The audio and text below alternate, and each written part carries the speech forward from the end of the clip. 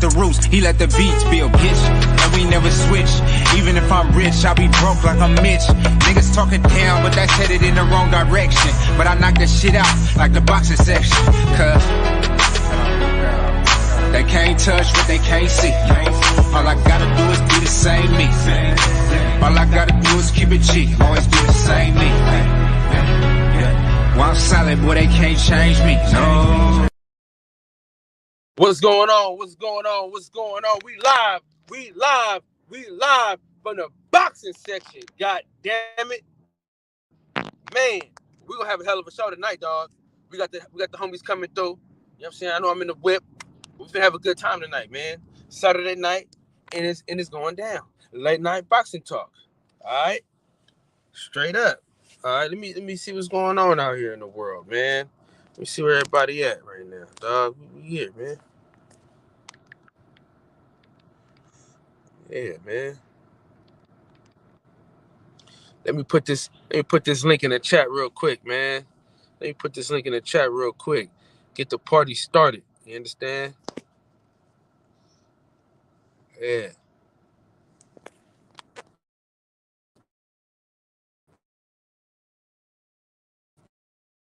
That's for Nipsey Hussle. You know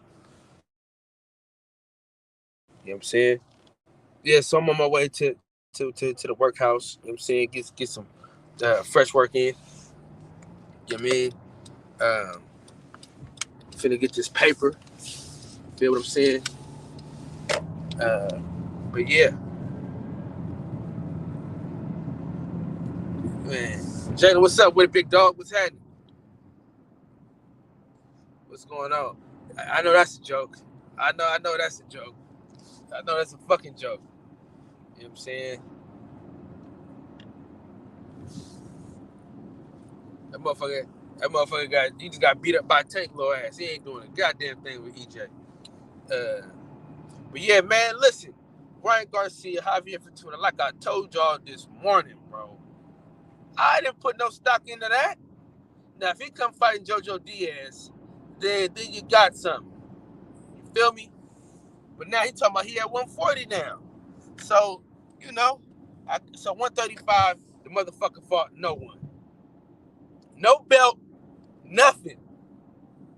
Dog, this is worse than Jake Paul, bro. You know what I mean? Like, you didn't want no belt? Like, you didn't want one belt? Like, a fucking silver belt? You know what I'm saying? Man, we waiting on the overweight lover to hop in this thing. You understand what I'm saying? But, dog, you didn't want none of them belts they had to offer. Yo, the overweight lover, Big Sexy, the sex icon, bestie, if you let him, you know what I'm saying?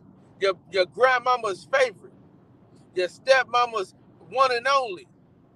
You know what I'm saying? He don't just take care of you, he take care of your mama too. You know what I mean? On some southern shit. DJ, what's going on, big dog? You muted. What's going on, bro? What's going on? Oh, man, listen. In the words of the great philosopher DJ, he took the check.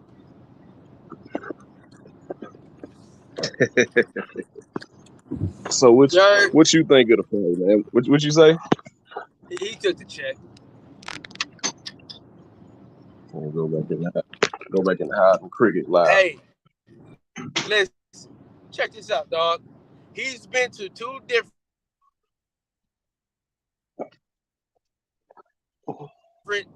He didn't get. You breaking up, bro? Huh? I couldn't hear what you were saying. You was breaking up. No, I said niggas at 135. He didn't get one belt. Now he moving up to 140. Because he can't make the weight no more. Crazy. Simple. This is crazy. It's simple, man. It's simple. He can't make the weight no more. I wouldn't ever fool by that.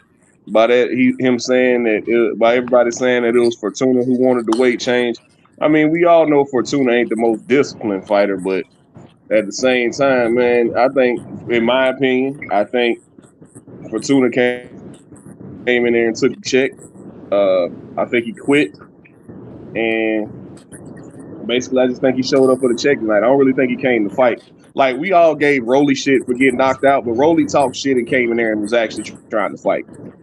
Like, we're not gonna sit here, but we're not gonna sit Right. here and act like Rolly is the most skilled fighter on the planet. But at least he came to fight. I can't say that about him. He did come in there to fight. Now, going into this tank fight, which everybody seems to think is next, man, it'll be interesting for about the first 5 or 6 rounds. But once Tank times that left hook, it's over with, man. Once he takes that left hook away, it's over with. It is over with, bro. I see him getting Rolly out of there. I see him getting Ryan out of there probably about the 10th or 11th round, bro. I think he's gonna drop I him mean, around the 8th and stop him. Like, I see it going the same way the Barrios fight went. I think he'll catch him sooner than that because it should be in the air all the goddamn time. Yeah, but Tank gonna come out a little tentative, man. So once he figures out Ryan's length and his range and his timing, because that's what Tank does. Tank finds out your range and your timing. Once he times that left hook, I'm telling you, bro, he's gonna duck up under that left hook and he's gonna catch Ryan with something nasty. Nasty. It all depends on how long it takes Tank to time that left hook and find his range. I don't see him doing that until like the 5th or 6th round. And once he finds his range and times him, oh man, oh man, it is gonna be epic. It is gonna be an epic knockout, bro. Hey, no lie though, that back tap was kind of clean though. That what? I said his back tap was kind of clean though. Man, listen, dog. This shit, man. Yeah, That's the only credit I can get a nigga. Hey, that's the only credit I can get a nigga. His back tattoo was nice. The body shot was clean. The body shot was clean What's though. up with it, man? Ryan took his soul. Tank getting Ryan out of there 8 or 9 rounds. I see him dropping him in that time. I think he gonna stop him late. Because Ryan ain't gonna want to lose. He ain't gonna want to lose, but he ain't gonna have no choice. I think he gonna have to actually put Ryan out. That's some credit I will give him. I don't know if Ryan. I don't think Ryan will quit. I don't think he'll quit. We've seen him get up off the deck. Hold on real quick. Dog. We got somebody though. We got somebody though. Stay positive. With all positivity, most definitely the most positive guy we know. You know what I'm saying? Your grandma's favorite positive fellow. You know what I'm saying? When everything is going right, all positive will make it right. Amen. May the church say amen. All positive. What's going on, big dog? How y'all doing, man? What's up, DJ? What's up, Kyle, man? I'm here to bring positive vibes and life blessings after this garbage fight. What's up? Listen, What you say after the garbage fight? It feels good right now. It feels good today, man. I ain't gonna lie. It's a great day to be on with my homies. You know what I'm saying? We got some shit going on. The package has just got to DHL, so within a couple of weeks, hopefully the hats will be in town and we can rock out like that, man. Straight up. That's what we need. Tone Brown, salute family. Mr. 2 Minutes himself. You know what I'm saying? The drought is over, goddammit. Shout out to my boy Tone Brown in this motherfucker. Jalen, I thought it was shaping up to be a good fight. I felt like Yair was touching him a lot today. I felt like Yair Rodriguez was just getting heated up. I mean, we could clearly see the strength advantage and the physicality advantage with Ortega as far as the grappling. But yeah, I hate the fight ended the way it did. It ended just like Oliveira versus Holloway did a few years ago. I think back in like 2015, back in like 2016, 2017.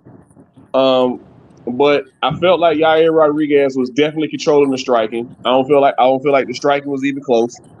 But I hate it ended that way, man, because it was shaping up to be a good fight, man. But we'll see what's next for Yair Rodriguez. I think they're gonna match him up with Josh Emmett. because right now I think Yair came into this fight ranked like number 4 or 5, and Ortega was like number 3. So I think they're gonna match him up with Josh Emmett because Volkanovski's hurt, he's injured, and then Volkanovski said he wants the winner of Islam Makhachev and Charles Oliveira, which I got Charles Oliveira in that fight. But I mean, we're gonna see what happens in the lightweight division and the featherweight division. What happens in the lightweight division is gonna impact what happens in the featherweight division. So So we'll is he see what moving? happens Is going he forward. moving up now? Who, Volkanovski? He said he wants to move up because he wants to stay active. I mean, he's cleaned out. Essentially, he's cleaned out. He's cleaned out 145. So Now, he's how does talking Max about moving Holloway up. get He back wants in to the stay fold busy, though? but he's out right now. He broke his hand in that Max fight, so he's going to be out until probably the end of the year, possibly the beginning of the year. He won't fight So, until probably the top of the next year if he so really question. wants to wait. No, I'm saying the He, question that I have though, right? So what does he do with the belt?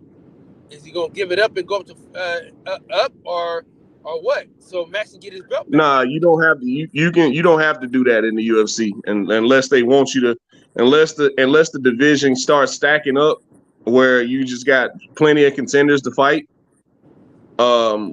You don't necessarily have to give up the belt. Like I said, he's cleaned out the weight class. He's beaten Max. He's beaten Brian Ortega. He's beaten Korean Zombie. He's beaten everybody pretty much in the top 5. So, I mean, Calvin Kattar lost. So there's no clear number 1 contender at 145 right now.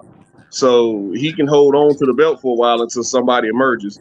But Jalen, I completely disagree with you. I don't think who's the best striker Islam Makhachev has faced? By far, it's going to be Charles Oliveira. The best, and also Charles Oliveira is not going to be afraid to get taken down by Islam Makhachev because he's dangerous off of his back. He can submit you any way possible. And I don't think Islam Makhachev is going to offer anything on the feet to really scare Charles Oliveira because he's been in there with the best strikers and knocked them out, whether it was Michael Chandler, Justin Gaethje, or Dustin Poirier. So I don't think Islam Makhachev really offers Charles Oliveira anything to be afraid of besides the grappling. But we'll see, man. We'll see. Hey DJ, after the night, do you agree that Miesha Tate should be barred from saying Valentina Shevchenko's name? She should have been far from saying Valentina Shevchenko's name in the first place. I agree. She not, man, ain't nobody fucking with Valentina at 125. Amanda Nunes barely beat her at 135. So in 2 fights. So, I don't think no. She got beat the fuck up. She got beat the fuck up today, and I was glad to see it. Why is she doing it, man? Why is she coming back? I mean, she was already past. She just want to compete, man. She really just want to compete, man. But she got beat the fuck up today. Oh my god, it was sad to see. But yeah, man, back to old King Cap, dog. Like, man, you want to fight him at 140 because you can't make 135 no more. That's cool. It all depends on what Tank and Floyd's side wants to do, what PBC side want to do. But Ryan definitely helped his case tonight by getting that stoppage over Fortuna. But I definitely think Fortuna quit. I think after about the 4th round, he mailed it in. I think that shit was fake. I ain't gonna lie, bro. I think that shit really was fake. You think it was a little fake? It looked a little funny. Max said the fix was in. The fix was in, huh? and I was arguing motherfuckers beforehand because somebody said, "Oh, he's gonna take a dive," and I was like, "He ain't gonna take a dive." So I'm trying to just credit the man, and I think I love him take a dive. I don't necessarily think he took the dive. I just think he got to a certain point in that fight where he was just like, all right, I'm good. I came in, I threw a few punches, and now it's time to go.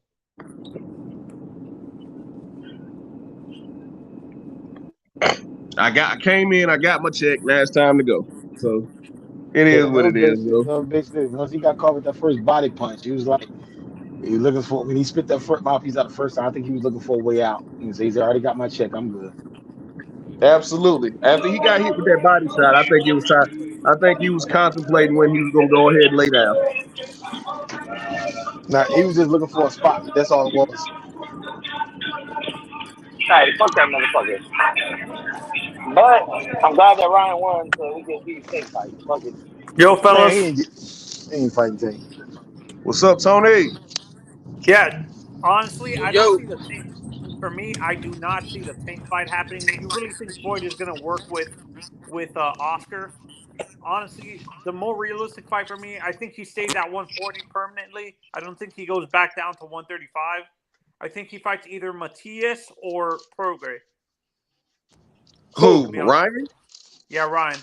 hey, you out your Hell goddamn no. mind. You think they gonna get Hell no. crazy, man? Hell You say no.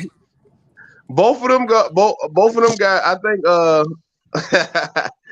outside of Prograis, Matias has a fight coming up with Jeremias Ponce for that IBF. He's either gonna be for the IBF belt or it's gonna be for an interim belt. And once Josh Taylor gets stripped or gives that belt away, one of those guys will be the champion. So that fight is gonna take place next Or how for about Matias. Pedraza? How about Jose Pedraza? Pedraza is fighting. that's He's top fighting rank. Comey. He's And fighting that's top Comey. rank. And it's top rank. So How I about mean, how about Williams' brother? How about William Zepeda's brother, Jose?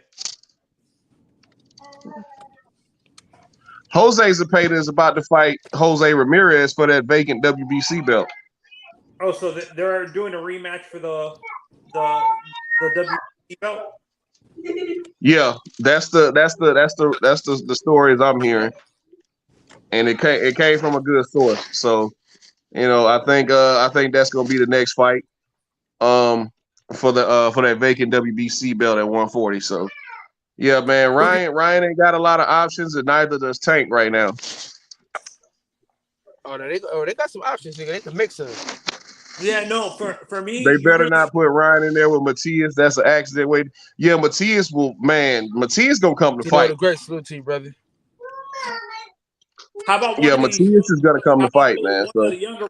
How about one of the younger prospects coming up versus Ryan, like at 140, I forgot the kid's name right now. He's a young Mexican kid that's at 140 now. My God.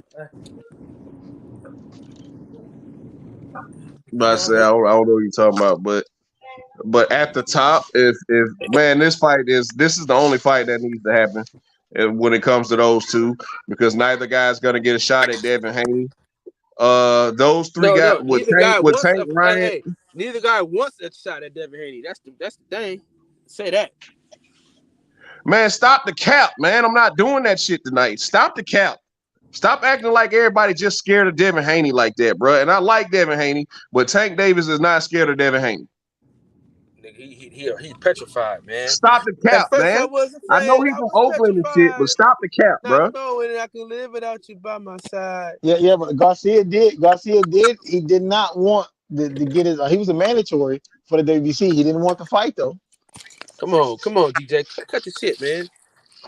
I said Tank Davis. I ain't speaking on Ryan. Oh, okay. Oh no, okay. Yeah, Nigga you Tank take. All Davis right. too, nigga. Tank Davis No, I don't don't want to think. do this shit. Man, I don't stop think that. I Tank. know he's from Oakland, bro, but stop that shit. That shit I don't think drives me Tank's crazy. scared. Y'all know Tank ain't scared of Devin Haney, man. Yeah, yeah. I know. I don't think Tank's scared. But I know Ryan is. Come on, baby.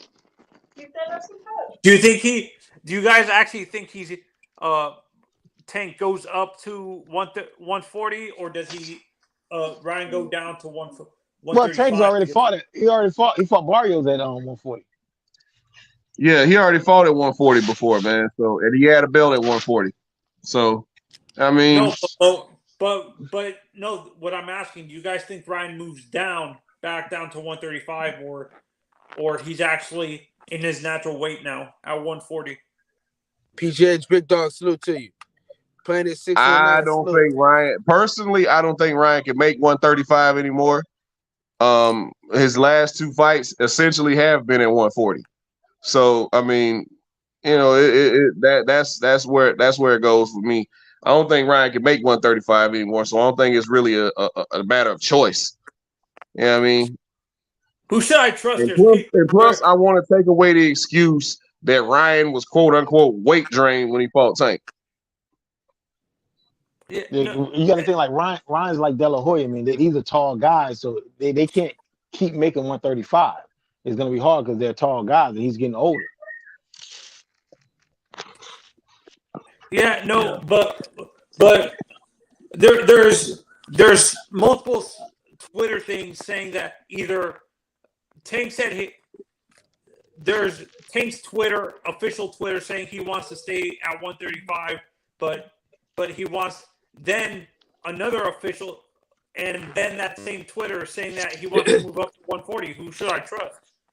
Then I mean, he might feel comfortable. I think he feels more comfortable at 135, but he's definitely been at 140 before. I don't think it really matters to him. But as long as the check right, I don't think it really cares. I don't think Tank really cares who he fights or what weight he fights him at. Do you think Goosen is going to actually help Ryan with his footwork, or Ryan just a naturally heavy-footed fighter, DJ?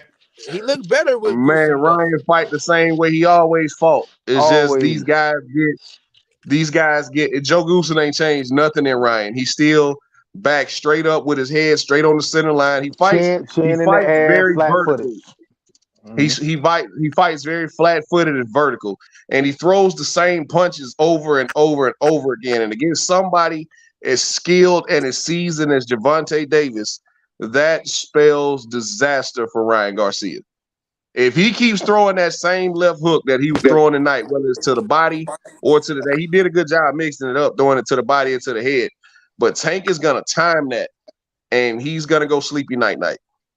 No, but I understand Tank's fought guys Ryan's size, but do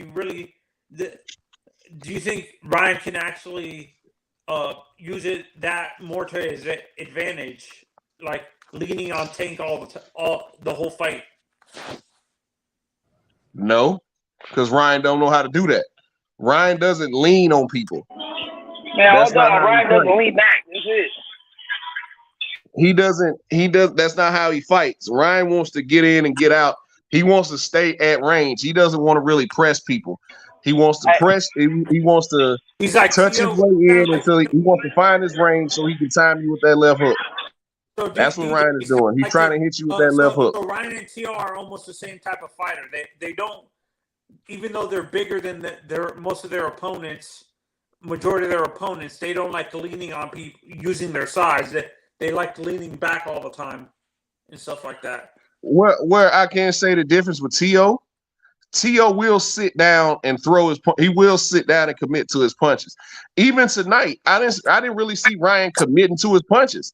Everything he threw, he was leaning back while he threw it. Even when he threw the left hook, when he threw the left hook and the straight right, it was always leaning backwards. He's trying to get out of danger the same time at the same time as he was really throwing the punches. He wouldn't really commit to his shots. Now that body shot was a good shot. That body shot was a good shot. I'll give him credit for that. But the other two shots that he dropped him with, he wasn't really committed to those shots, man. So what Ryan was doing was counterproductive to his style, is what you're saying. Ryan tries to throw with speed. He's not necessarily sitting down trying to throw it because he's so enamored with his speed. And guys get so caught up in how fast he is because he does have fast hands. He's trying to throw that shot. He's trying to catch you with it and slide back out. And when he slides out, he always he always sticks his chin straight up in the air.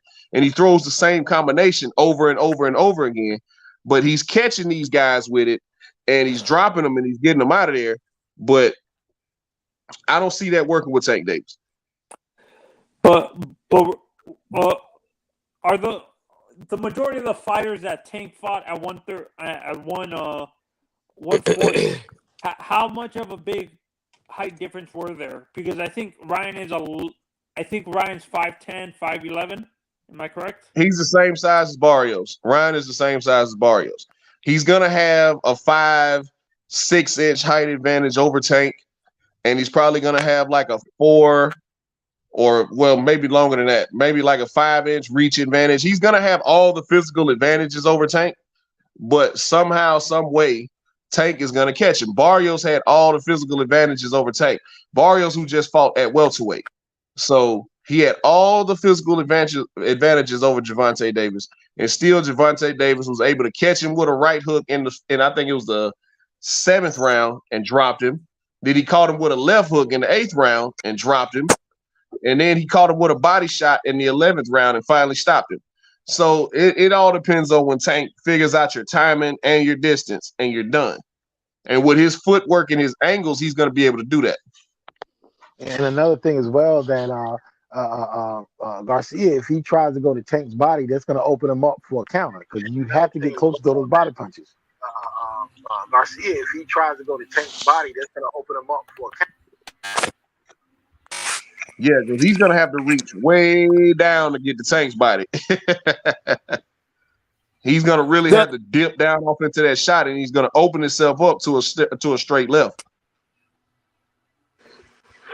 What weaknesses do you guys see in Tank's game that Ryan can take advantage of?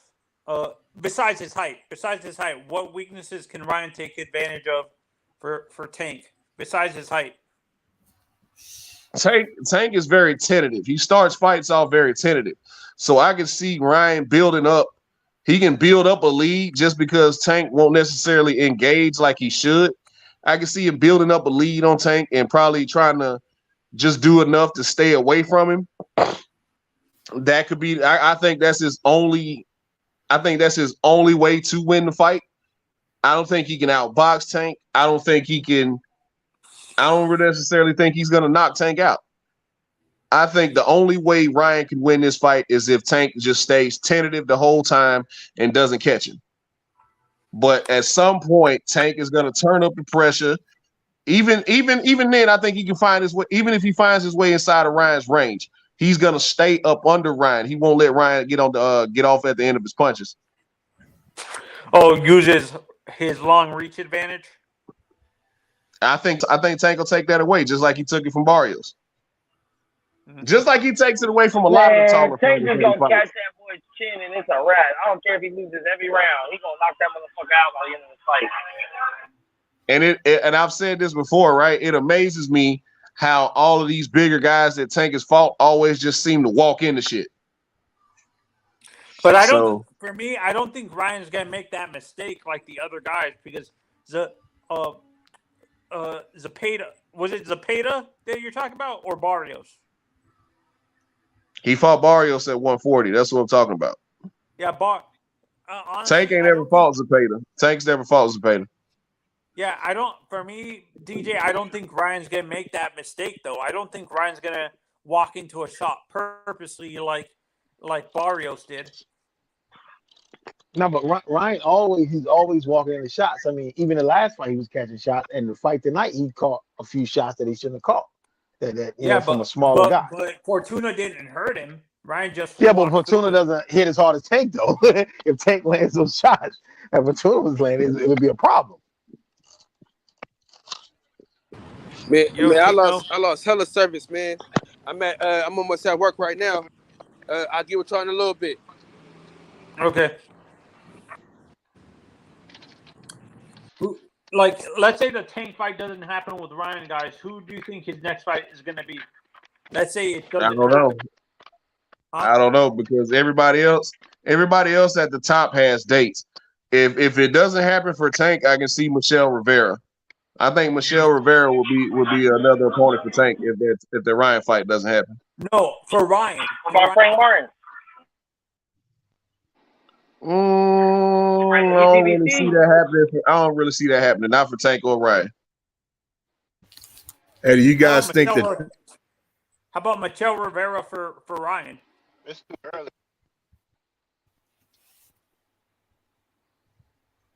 Why do you say that? I don't see that happening. You think that Ryan Garcia is running from Devin Haney by saying he won't go back down to 135? I don't think he can make it. Well, it's already proven that he didn't want to fight Devin Haney when he was at 135. I think it's now that Ryan can't make that weight no more, and he knows it. But Devin's going to be moving up. Well, he said the only reason Yeah, he didn't fight. within like the next year, Devin's probably got 2 more fights at 135, and then he gonna move up. He said that So no Ryan matter Garcia. how many times Ryan, dude, no matter Hold how on, many go ahead, times Michael. What Ryan you moves saying? up. No, Ryan Garcia said that the only reason he didn't fight this fight at 135 because it was contracted at 135 is because Fortuna couldn't make the 135, so they agreed to do it at 140. But then he got on the mic and called out Tank at 140. Right, but he's refusing to He go can't back make that down. weight no more. The guy asked him, "What about Devin? Would you come back down to 135 to fight Devin?" And he said no, even though he already admitted that he could have made 135 for this fight. But the only reason he did not make the 135 is because Fortuna couldn't make 135. I think that's a load of bullshit. I think Ryan can't make 135 no more. Plain and simple. I don't care if Fortuna. We all know Fortuna ain't the most disciplined fighter on the planet, and no, I don't think Fortuna could have made 135 anymore. But at the same time, I don't think Ryan can make 135 no more either. That's why he's moving up. So you don't think he's running from Devin? He had a catch weight. No, he definitely don't want to fight with Devin Haney because when he had an opportunity as Devin Haney's mandatory, he was the interim champion after he beat Luke Campbell. He didn't take the fight with Devin Haney, so he don't want to fight with Devin Haney. Ryan does not want to fight Devin Haney. Yeah, I think he had what they call mental issues. He thinks he can beat Tank Davis because he's so much taller than Tank. But little do he know. Yeah. Yeah. And it's a money grab. So it's gonna be a big fight. I think, to be honest, this is a dangerous fight to Tank. Well, the thing is, as long as he mentions Tank's name, that's gonna give him popularity, mentioning Tank's name. Right. This is not going to be a walk in the park for Tank. This will probably be one of Tank's hardest fights. But I still think Tank is going to get him. It's going to stop me eventually. Yeah. This fight is going to go as long as Tank wants it to.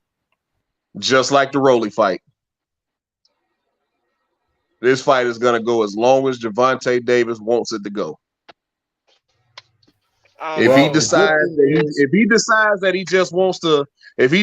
that after that first time he gets hit by Ryan and it doesn't affect him like he did with Leo Santa Cruz, everybody talks about how he was getting touched up by Leo Santa Cruz, even though Leo is a very talented boxer. He didn't respect Leo Santa Cruz's power, and he walked his ass down and stopped it. Right. Well, he's got to respect Ryan Garcia. Ryan is not lunging in like Rolly. It's gonna be a nice slow pace. He's gonna try to stand there just like he did, shoot down the middle. It's not gonna be a lot of Tank and Ford. A lot of openings. Yeah. It's gonna be a lot of openings for Tank. There's gonna be a lot of openings for Tank. I'm telling you. Yeah. I'm glad that the guy that fought tonight is gonna be a lot of openings for Tank. I'm glad that Ryan won this fight the way he did because I think it gave him confidence and it gave his team confidence that they're ready to make the Tank Davis fight. Only problem is that Fortuna is not a 135 pounder. I mean, he's done. He's very small, definitely very small for 140. He's definitely not a 140 pounder. He's not really a 135 pounder. His frame does not fill out 140 pounds. So he's not even, they weren't even in the same weight class. And he's definitely not bigger. Fortuna came in at 154 today. He was 154. He rehydrated. Ryan rehydrated to 148. Yep. Yeah, but he couldn't make 135 no more because he's undisciplined. It ain't that he's just so big. It's just he's undisciplined with his weight. Ryan is growing. He's a growing kid, man. He can't make that weight. No, it's no shame in that. No shame in that. He didn't miss weight when he was at 135. It just comes a time in your career where you can't make that weight no more. No, he did. Yeah. They did that catch weight the last fight. He came in at 138. He came in at 138 the last fight. Right. I wonder if him and Tank they're gonna try to make it a catch weight. Or they just He Tank talking is probably just 140. So I mean, you know, yeah, Tank is probably just gonna come up to 140. I hope they fight, and I hope the politics don't get in the way because that's a big money fight. I'm thinking that fight is it's definitely going to be pay-per-view. It may gross $50 million. I'm thinking they should definitely walk away. It's a big fight because Tank got followers and Ryan got followers. So it's definitely going to be a big fight. It's a big fight. It's a big fight. I don't see them get those guys walking away any less than 20 million fuck apiece. the followers, bro. Tank got people that actually pay for his shit. Ryan don't got nobody buying pay-per-view. He don't got a pay-per-view yet. right? But Ryan does very well. Ryan has done very well at live gates, man. Like his last fight against Tago in Dallas was like 14,000 people. So I want to see what the gate is tonight in LA because I think they fought in LA. I want to see what the gate is tonight. If the gate is anywhere around 14, 15, 16,000, that fight is going to happen. PBC, Showtime, DAZN, they're all going to get together and make that fight happen. You mean the gate? Okay, Ryan's gate tonight. Yeah, if it was 15, I'm talking about just as far as like people. I think what was Ryan's gate? Somebody sent. I think L-Dub sent it to me. I'm trying to remember exactly what the dollar amount was, man. But I know in Dallas when he fought Tago earlier this year, it was 14,000 people there. Who you guys got for the Spence Crawford fight? Do you think Oh man, that fight has been banned on this channel. That fight has been banned on this channel. We do not talk about that fight until they got it signed. Until they got it signed, we ain't talking about it. Oh man, I'm just, but you know the vibe. No, hell no. You know Big Thanos coming to get that fourth Infinity Stone. It's a wrap. It's over. What you mean? Thanos Spence Jr. I don't know who you're talking about. Ryan need to fight Rolly next if he wants a shot at Tank. Oh, my bad. My bad, bro. Exactly when it comes down to how long Tank plays with his feet. I got a little mixed up by that, bro. My bad. I thought you meant Crawford's looking for his 8th, bro. I don't know if you know about that. He already had 4. He already had 4. Big Thanos. Crawford had 4 before you even knew who Spence was. Heavy Andy, will we salute y'all? Will we ever see Bex versus Deacon on the undercard of Ryan versus Tank? That right hand somewhat improved for Ryan, but I do see Tank timing it or slipping his way inside. Absolutely. I'm sorry, y'all. I'm catching up with the chat, but go ahead. What were y'all saying? Salute, D. Will. Salute. Nah, y'all don't want to see me on no undercard with no racist motherfuckers, bro. I'm cool off that shit. Oh, this conversation man, don't lead nowhere. Hey, Max, where you at work or something? Are you at work, Max? Yeah, he's at work tonight. He's tonight. He's joining us live from the kitchen. Live from the trap, man. He in the trap. Is that in LA? Is that in Los Angeles? No, I don't think Mex is in LA. I think he's. I don't want to say for sure. No. I'm in Central California. I'm in Monterey Bay. Monterey. I went to the Naval Postgraduate School there in Monterey. You know where that's at? Fort Ord? Yeah. Oh yeah. I know where you're at. Right by the beach. Right across from the beach. Yeah. Yep. That used to be my stomping grounds. Right there, I used to live in Salinas, California, right down the street. That's where I'm bartending right now. I grew up in Salinas, born in Salinas. Oh, really? Okay, yeah. Yep. Do you want another one? Yeah. I may cool it down a little bit for you because it's just so warm. California is nice. It's just expensive, man. I couldn't pay $7.50 for a gallon of gas. That would be. Wow. I couldn't do it. I don't live there anymore, but that California is incredibly expensive. Very. Oh man. Then they got strict gun laws. I don't like their gun laws. Yeah, I don't like that gun law. And it's high. It's high as fuck. It's expensive as fuck. But and you can't protect your shit because they got a strict ass gun laws. I'm from the South. You know it really don't matter down here. Yeah, everybody got guns here. Everybody got a gun. Yeah. So no, you got to. I don't know whether that's a good thing or a bad thing, but everybody you got to a be able gun. to protect your family. I mean, most but I people do know that how crime to is low. Crime is low in my area. Everybody got guns. Crime is very low. And see crime most high in people, my area because everybody got a gun.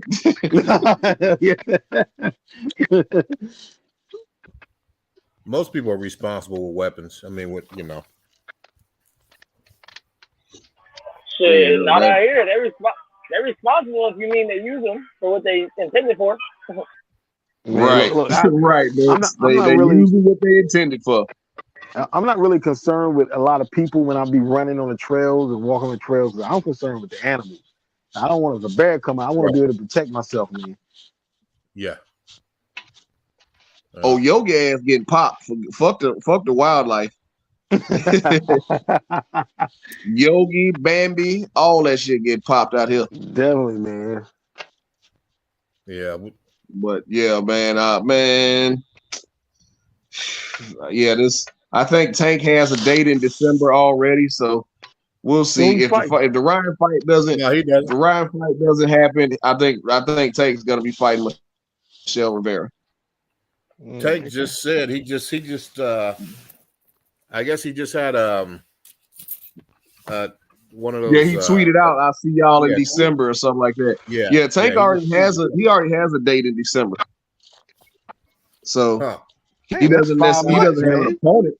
He doesn't have an opponent, but he has a date. Has he signed with Mayweather yet? Crazy. Is Tank I signed think with so. Mayweather? I think you heard him after the last fight. It's still Mayweather Promotions. I think he's going back with Mayweather. If he doesn't go back with Mayweather, he's going to sign directly with PBC, and that's pretty much still the same shit. So, bottom line is, I think he ought to secure that fight first to make sure they don't get in the way of that fight. That's just a problem with boxing, man. Finalized. Spence and Crawford is holding up PBC right now.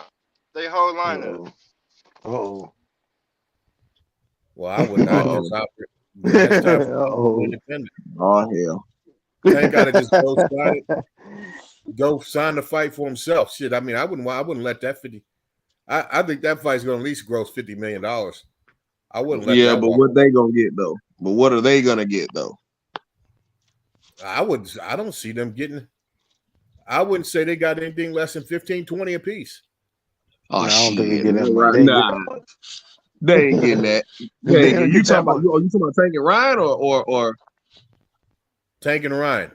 No, I can't see that. Nah, De La Hoya ain't paying out that much. No way. I don't see how they can make any less than 15 million. That's a big fight. Well, I agree with your I'm telling you, I ain't even gonna get into the money.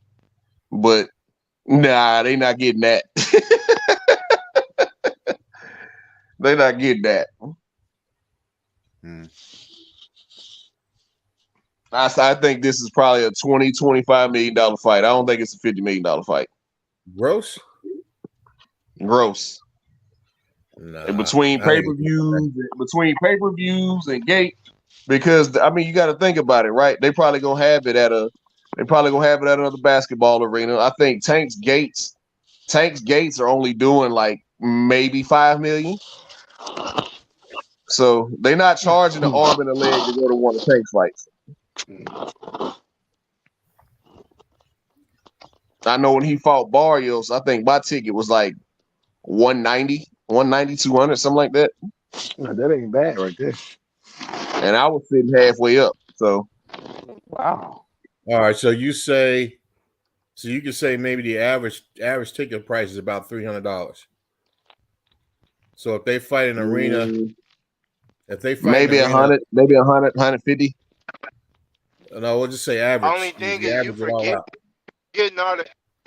you forgetting they had a big mess up in the Barclays the last time, so that insurance policy is going up. They're gonna have to raise the prices.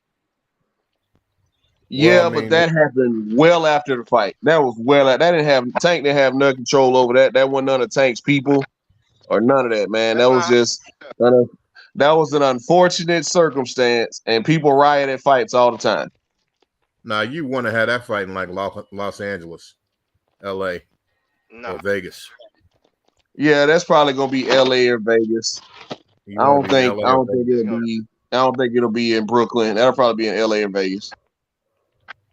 because you want the Hispanics, to definitely come out for that. Mm-hmm. L.A., Vegas. You got to think about it. I mean, there's a lot of people in Maybe Texas. Mexico, Texas that like Ryan. So they're gonna be able to sell some tickets. No question about that. And if you think about it, they're gonna sell some tickets. They might be able to sell some pay-per-views with this fight too. But that's my thing with when everybody was saying Tank needs to leave Mayweather. Who else is gonna put Tank on pay-per-view? Eddie ain't gonna do it. Bob ain't gonna do it. So who else is putting him on pay-per-view? Tank goes to Bob. He's gonna be on the ESPN Plus app. Right. He got an undisputed. Bob has an undisputed champion right now that he ain't putting on pay-per-view. So Tank is gonna he's gonna demand at least that. If you don't demand that, he's going backwards in his career. You see what I'm saying? So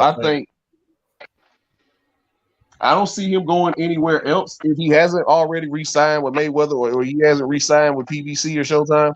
Like I don't see him going anywhere else.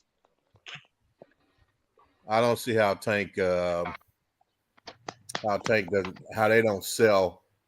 I would think they would sell work, boo. At least half That's a Beck's million. little work, boo. I think they could sell at least, maybe I would say at least 300,000 pay-per-views, at least. You said how many?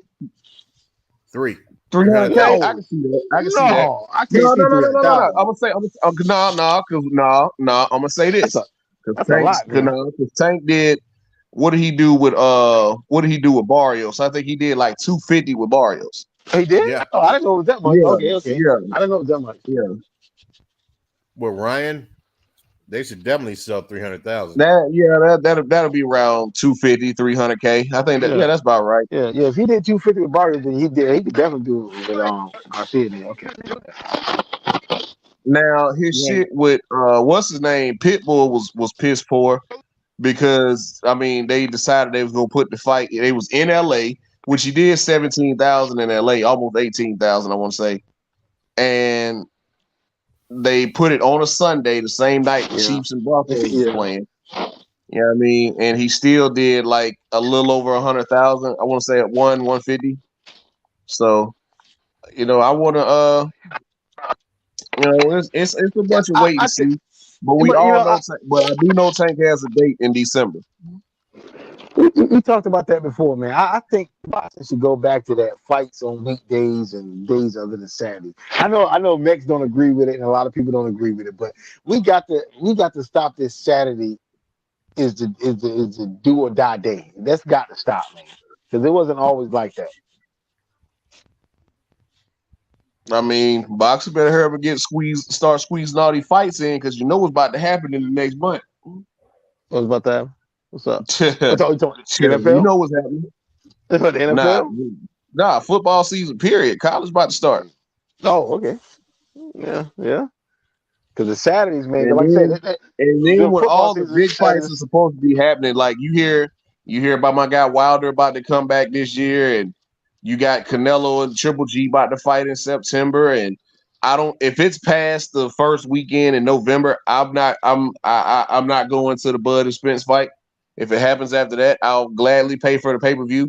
But then you start, it's going to be in the middle of football season. You really can't have any fights in October because that's baseball season. You know what I mean? So, that'll be around the World Series time, the playoffs, all that type of stuff.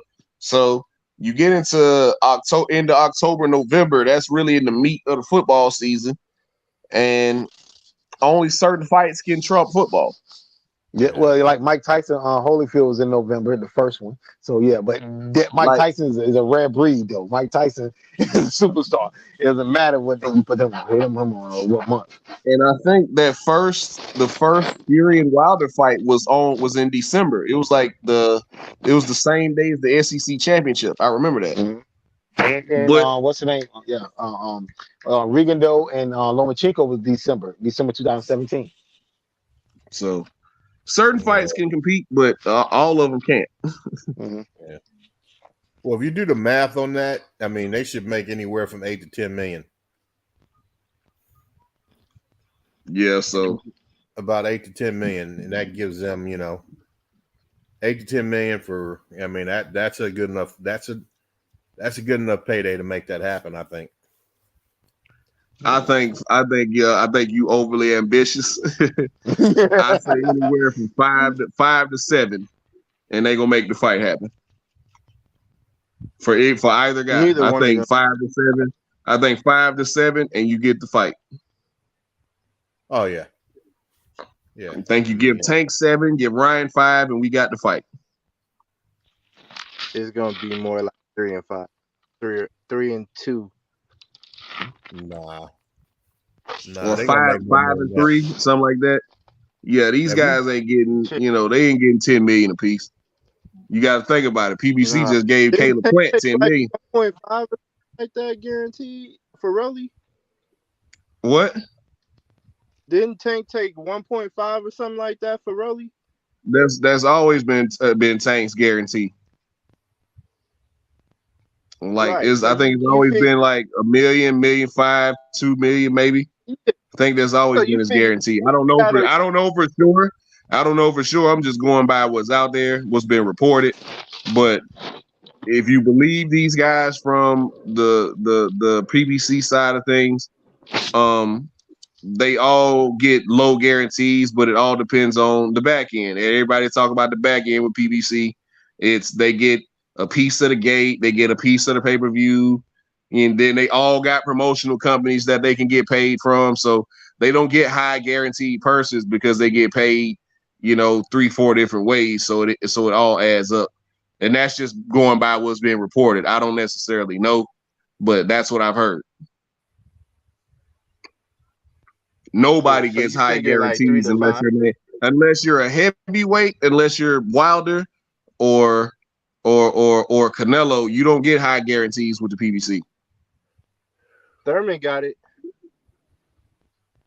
So Tank made $5 million. Thurman did. Tank made $5 million off his last fight with Rolly. Oh, did he? $5 million. Yeah. Yeah, so he's probably gonna get 7. Back end. That's $5 million with the back end. Yeah. Yeah, that's $5 million total. His total was like, yeah.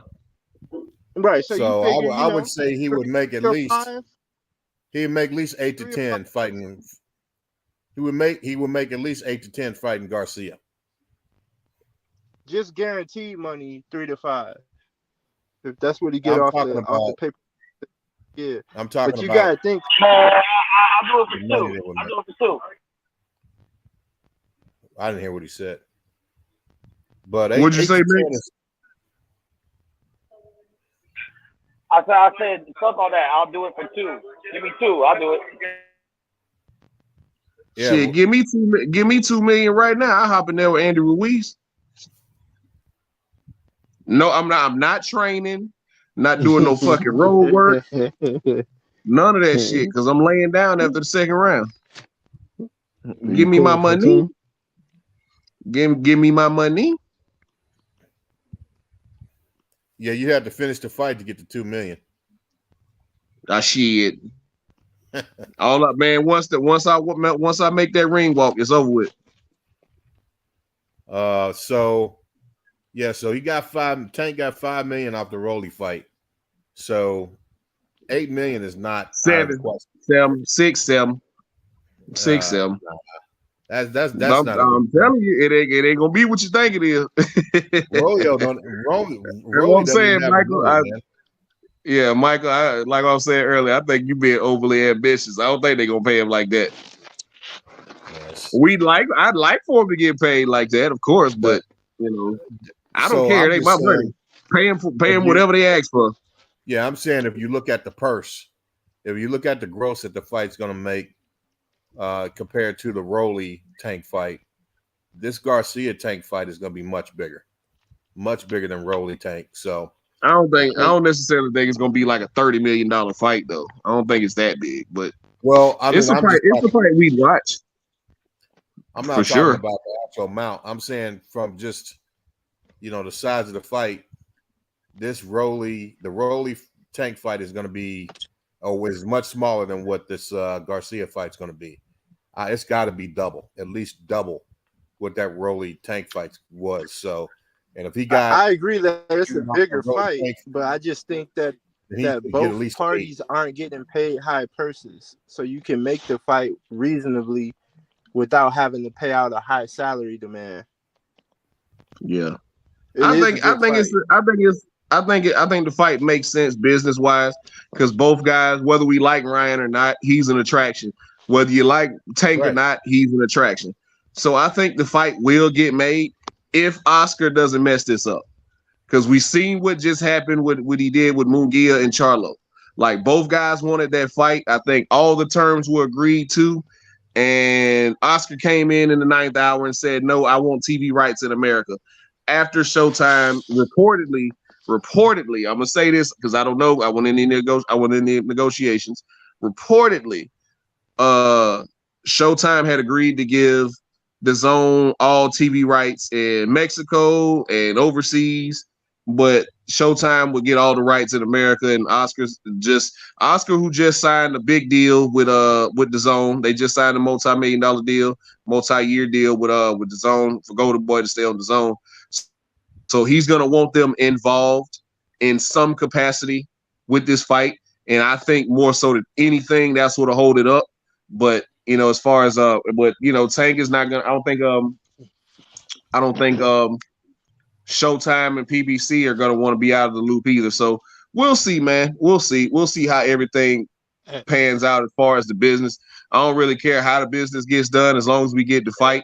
And I got Tank knocking out Ryan in the 10th or 11th round, man. Hey, DJ, what did Dana White say? He said cocaine's expensive. Absolutely.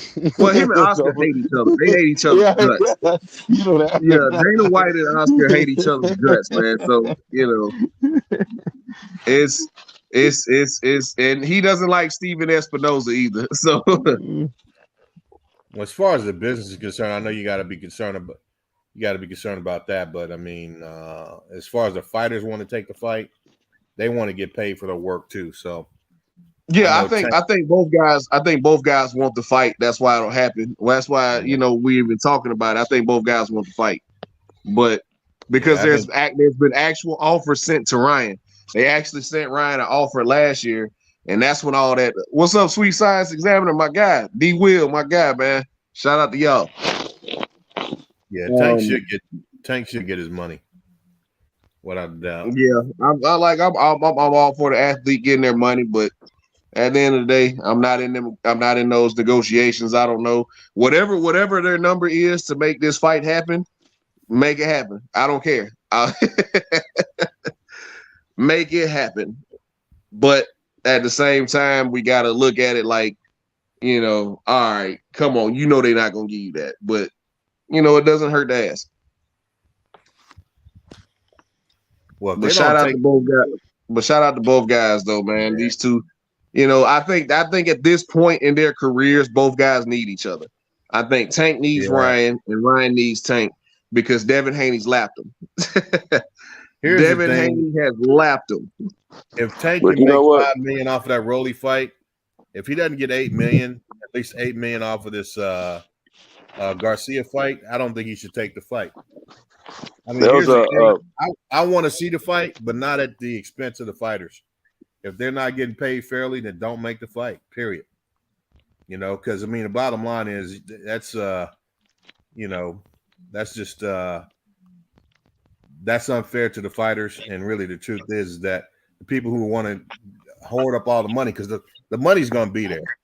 The people who want to hoard up all the money, they're not the ones in there blood, sweat, and tears inside that ring. So if he doesn't get that $8 million, if he got $5 million for Rolly, if he doesn't walk away with at least $8 million from this Garcia fight, then I don't think he should take it. Well, they're gonna get paid because both of these guys put butts in seats, man. And from what I heard last night, one of the cats that rose with Ryan and his crew he was making a statement on Mark Nash last night, like that team feels like the Tank and Ryan Garcia fight is like the second largest fight, if not the first largest fight, next to Crawford and Spence. The guy was talking like the fight was worth more than that fight, but I thought he was just barking a little bit too much at that point. There's no way that fight is bigger than Spence and Crawford. But at the same time, I can see that being a good money fight because they put butts in seats. They both bring out a lot of people and get a lot of attention. So fight should do well financially. And neither camp is thinking about the sanctioning bodies. All they care about is fighting and proving who's the man and getting money. So that's the way I like it. I don't care about the sanctioning bodies. One thing about Ryan, you either like him or not, he's kind of he's transitioned out of boxing anyway. He's crossed over. He's doing commercials with NBA players and all that. He got them endorsements, man. That's big. That's big. Gatorade commercial with what's that brother's name out of Portland? Damian Lillard. Damian Lillard. Damian Lillard. So he's crossed over from boxing. So if that gate's not right, I mean that's a big money fight, man. Well, he's that might be more money than Bud and Spence, though. Nah. I think we overly ambitious with this fight. It's not as well recognized with this fight, though. I don't think it's popping like that. Even though they have big casual fan bases. Go ahead, Max. They both got real. Like, they bring in casuals, bro. Yeah, they got. Yeah, but the difference between the two fights is the Spence and Crawford fight is people around the world is waiting on that fight. Ryan and Tank, they're gonna get a lot of traction, but some people in other countries might not care as much about that fight as we do over here. So it's more like it's probably Ryan and Tank is probably a little bit less level than Kell Brook and what was the kid they just beat before he retired? Amir Khan. It's probably a little bit lower level than that as far as attention and what people want to see in this country versus like that was. This is not a world recognized fight, but it is a very important fight to fight fans and casuals over here. But I don't think they're gonna be pulling in that many casuals from around the world. But that Spence and Crawford fight, that one will pull them around because you got to remember that fight. These guys have already proved themselves around the world, and on top of that, the belts are on the line. Then this fight has been brewing for about 4 years now, so there's a difference between this one and that Ryan and Tank. The Ryan and Tank fight is gonna do well, but I don't think it's gonna be as well as that fight. No. What's your guess? Hey, we're gonna see why. Motherfuckers don't know Bud and Spence like that. All these motherfuckers all over social media know who Tank and Ryan are. Man, you going about social media? We talking about the world. You talking about the social media here in the States? We talking about the world, man. But his point, that fight is going around the world. To his point, Sento, what he's saying is the younger guy, just like what D Will just said in the comments. Shout out to D Will again. The young guys, I'm talking about the young crowd, the 18 to 25-year-olds, they'll buy that pay-per-view. They'll come to that fight. The casual fans, whether it's the rappers and the athletes for Tank, or just the rappers, athletes, and actors for Tank, and the rappers, athletes, and the athletes and actors for Ryan Garcia, because he had those guys in the crowd tonight.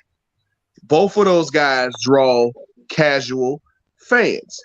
I don't The disagree reason with why that. the Bud and Right. Spence fight is so big is because we recognize the skill level. We recognize those guys as the top 2 fighters in the world. We But just want to see well, Tank hold and on. Ryan fight each But other. don't forget, these guys are both bringing out celebrities as well. Spence had a wealth of celebrities down there in Texas when he fought. All right. Now, I hear what you said. They're going to bring similar fans to the. Now, Ryan's going to add a caveat of the Hispanic fan base. But I'm talking about the same level of fans that's going to garner this fight over here in the States. It's going to be the same for both fights. But where the Spence and the Crawford fight is going to exceed them is the world attention that they're going to get. I don't see Yeah, these but guys Ryan getting has the level of world world attention attention that because he's that on this DAZN. Spence and Spence and Crawford fight is going to bring. So I beg to differ. I don't think this Tank and Ryan fight is as big. I don't. No, it's not as big. It's not as big. Go ahead, Tino. What were you about to say? Yeah, I'm just saying DAZN's platform, especially with having Canelo over there and being an international platform, I think they market Ryan a little bit better to the international population than you think, because not only is he fighting on DAZN, but he's also bringing in Mexican fan base, the internet. You got the UK following. They follow DAZN before they even know who's fighting. That's a big platform for him to be on. And then Tank commands the hood. He commands the younger generations. I don't know how much that generates to dollars, but he does make and bring in the hip hop population or culture to his fights, which is going to be big. Guess what other fight that the DAZN analysts are talking about? Spence and Crawford. We know that's the biggest fight in boxing, Santos. Nobody's debating that. It is the biggest What we're fight. saying Yeah, is behind going to be successful. I just want to make sure y'all know one is a little bit bigger than the other. Everybody knows that's the biggest fight in boxing. There's no call question Bud about an that. The international only debate right now is attraction. how big the Tank and Garcia fight is, and we're saying that fight, if it's not the second biggest fight as far as attention, like it's up there. Especially with the casual fans, just like my guy Tino was saying, with the and my guy Tino and Mex was saying, with the casual fans, the hip hop crowd, the Latino crowd coming out for Ryan, it's a big fight, man. I don't know if it's nowhere. I don't think it's anywhere near as big as. I never said it wasn't a big fight. I said it wasn't bigger than the Spence and Crawford fight. I was just clarifying. No. Everybody, man, come on, man. That goes without being said. Mitch was saying that it's going to be a bigger fight, but no, it's not. It's going to be as big over here, but it's not going to be as big worldwide. Is what I'm saying. And I was just against the guy last night. How many pay-per-views would you guess it'll get, Santos? I mean, as far as the ain't nobody any active fighters that I know of hit 1.5s and 2s here of late. I don't know any active fighters that have, no matter how big their name is. I don't think it's going to be I think it's going to be a few 100,000, but they might get a meal. They might get a meal over here. They might get a meal over here. All I know is when I make comparisons to what Tank just did when he fought Rolly, he got $5 million from that fight, the back end and everything included. $5 million. So I know this fight here with Ryan Garcia has got to be 2, maybe 3 times bigger. Well, that's how much. That's the amount of money. Hold on, you also got to factor in that Tank was carrying the whole. He was carrying the promotion. Rolly don't translate to sales. That's what I'm saying. Rolly helped sell that fight, though. Rolly did help sell that fight. 2 to 3 times bigger. He helped sell the fight, but as far as bringing in tickets and sale prices, no. No, Tank is what's going on, bro? LB says it best himself. Tank is a star. No ifs, ands, buts about it. He gonna sell out wherever he goes. But that's why I'm saying with him. But the $5 million that he pocketed doesn't necessarily mean he sold over 1 million pay-per-view. No. What I'm saying is that if he can make $5 million on his own, which is what he did, because Rolly, no one paid to see Rolly. Then the amount of money he should pull in with Garcia, both of those guys promoting the fight, it's got to be 2 to 3 times bigger, at least twice as big. Oh, I don't disagree with that. I mean, when you were saying 8 million earlier, I don't disagree with that at all. If I wouldn't, so I figured somewhere between 8 and 10 million for his pay on this fight. But I don't repeat the kind of money they're gonna. These guys bring in the money. No ifs and buts about it. Very marketable. Yeah, he made 5 by himself with Rolling. Yeah. But that's the thing. I was just going on record, just making a statement that this fight is not as big as the Spence and Crawford fight. That's all I was doing. No, definitely not. Yeah, I Sweet Science Examiner, talk to me, bro. What you got going on? Yo, it's good, brother. It's good, bro. What you got going on, man? What you think of the fight? How's my audio clear? You good? Yeah, man. Piggyback off of what I was hearing Centos talk about in terms of the comparison between the possible fight between what's his name, Ryan Garcia and Gervonta Davis versus the fight that's possible between Terrence Crawford and Errol Spence Jr. And he was making some valid points, and I just wanted to piggyback on that by saying another reason that there's a disparity between those two fights in terms of how large they are is because there's no implications when it comes to boxing between Ryan Garcia and Gervonta Davis. That's a big fight in terms of popularity, but when it comes to boxing, it pales in comparison to Terrence Crawford versus Errol Spence because the implications of that fight has to do more with the overall totality of the sport as it pertains to who's the best fighter in boxing, because both of those guys' names are up there on the mythical pound for pound list.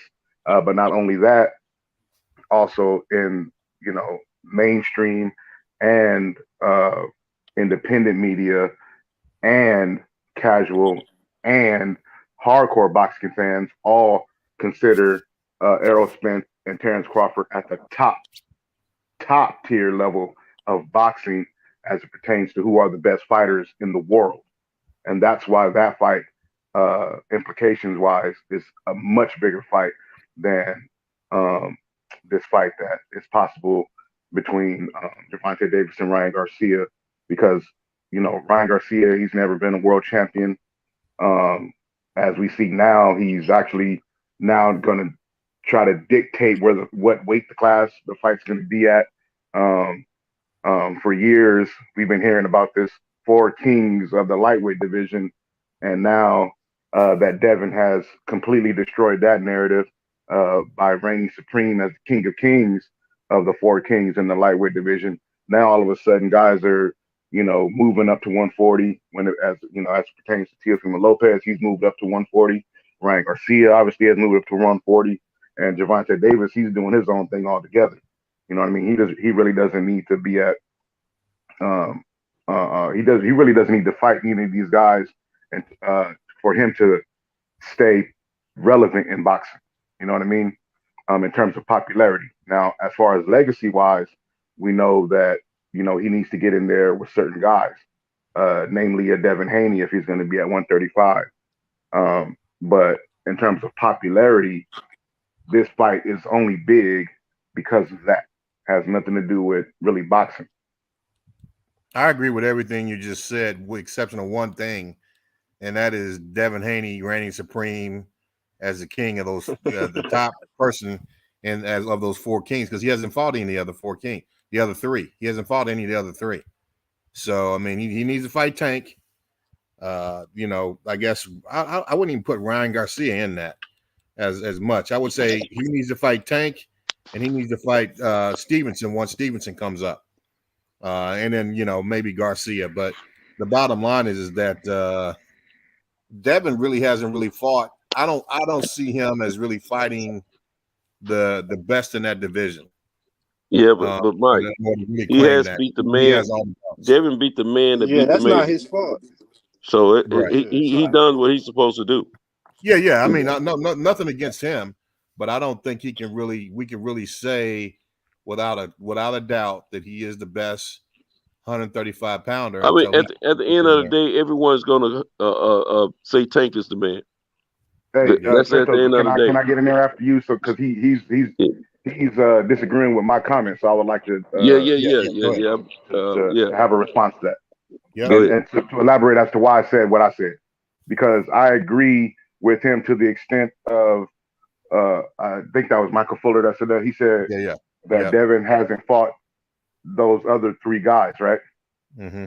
I believe that's what he said. That's why Devin can't be the king of the lightweight division. Now, the reason that I say he's the king of the lightweight division is because out of all of those four guys, he's the only one to go after in terms of actively pursuing and becoming undisputed champion in the division.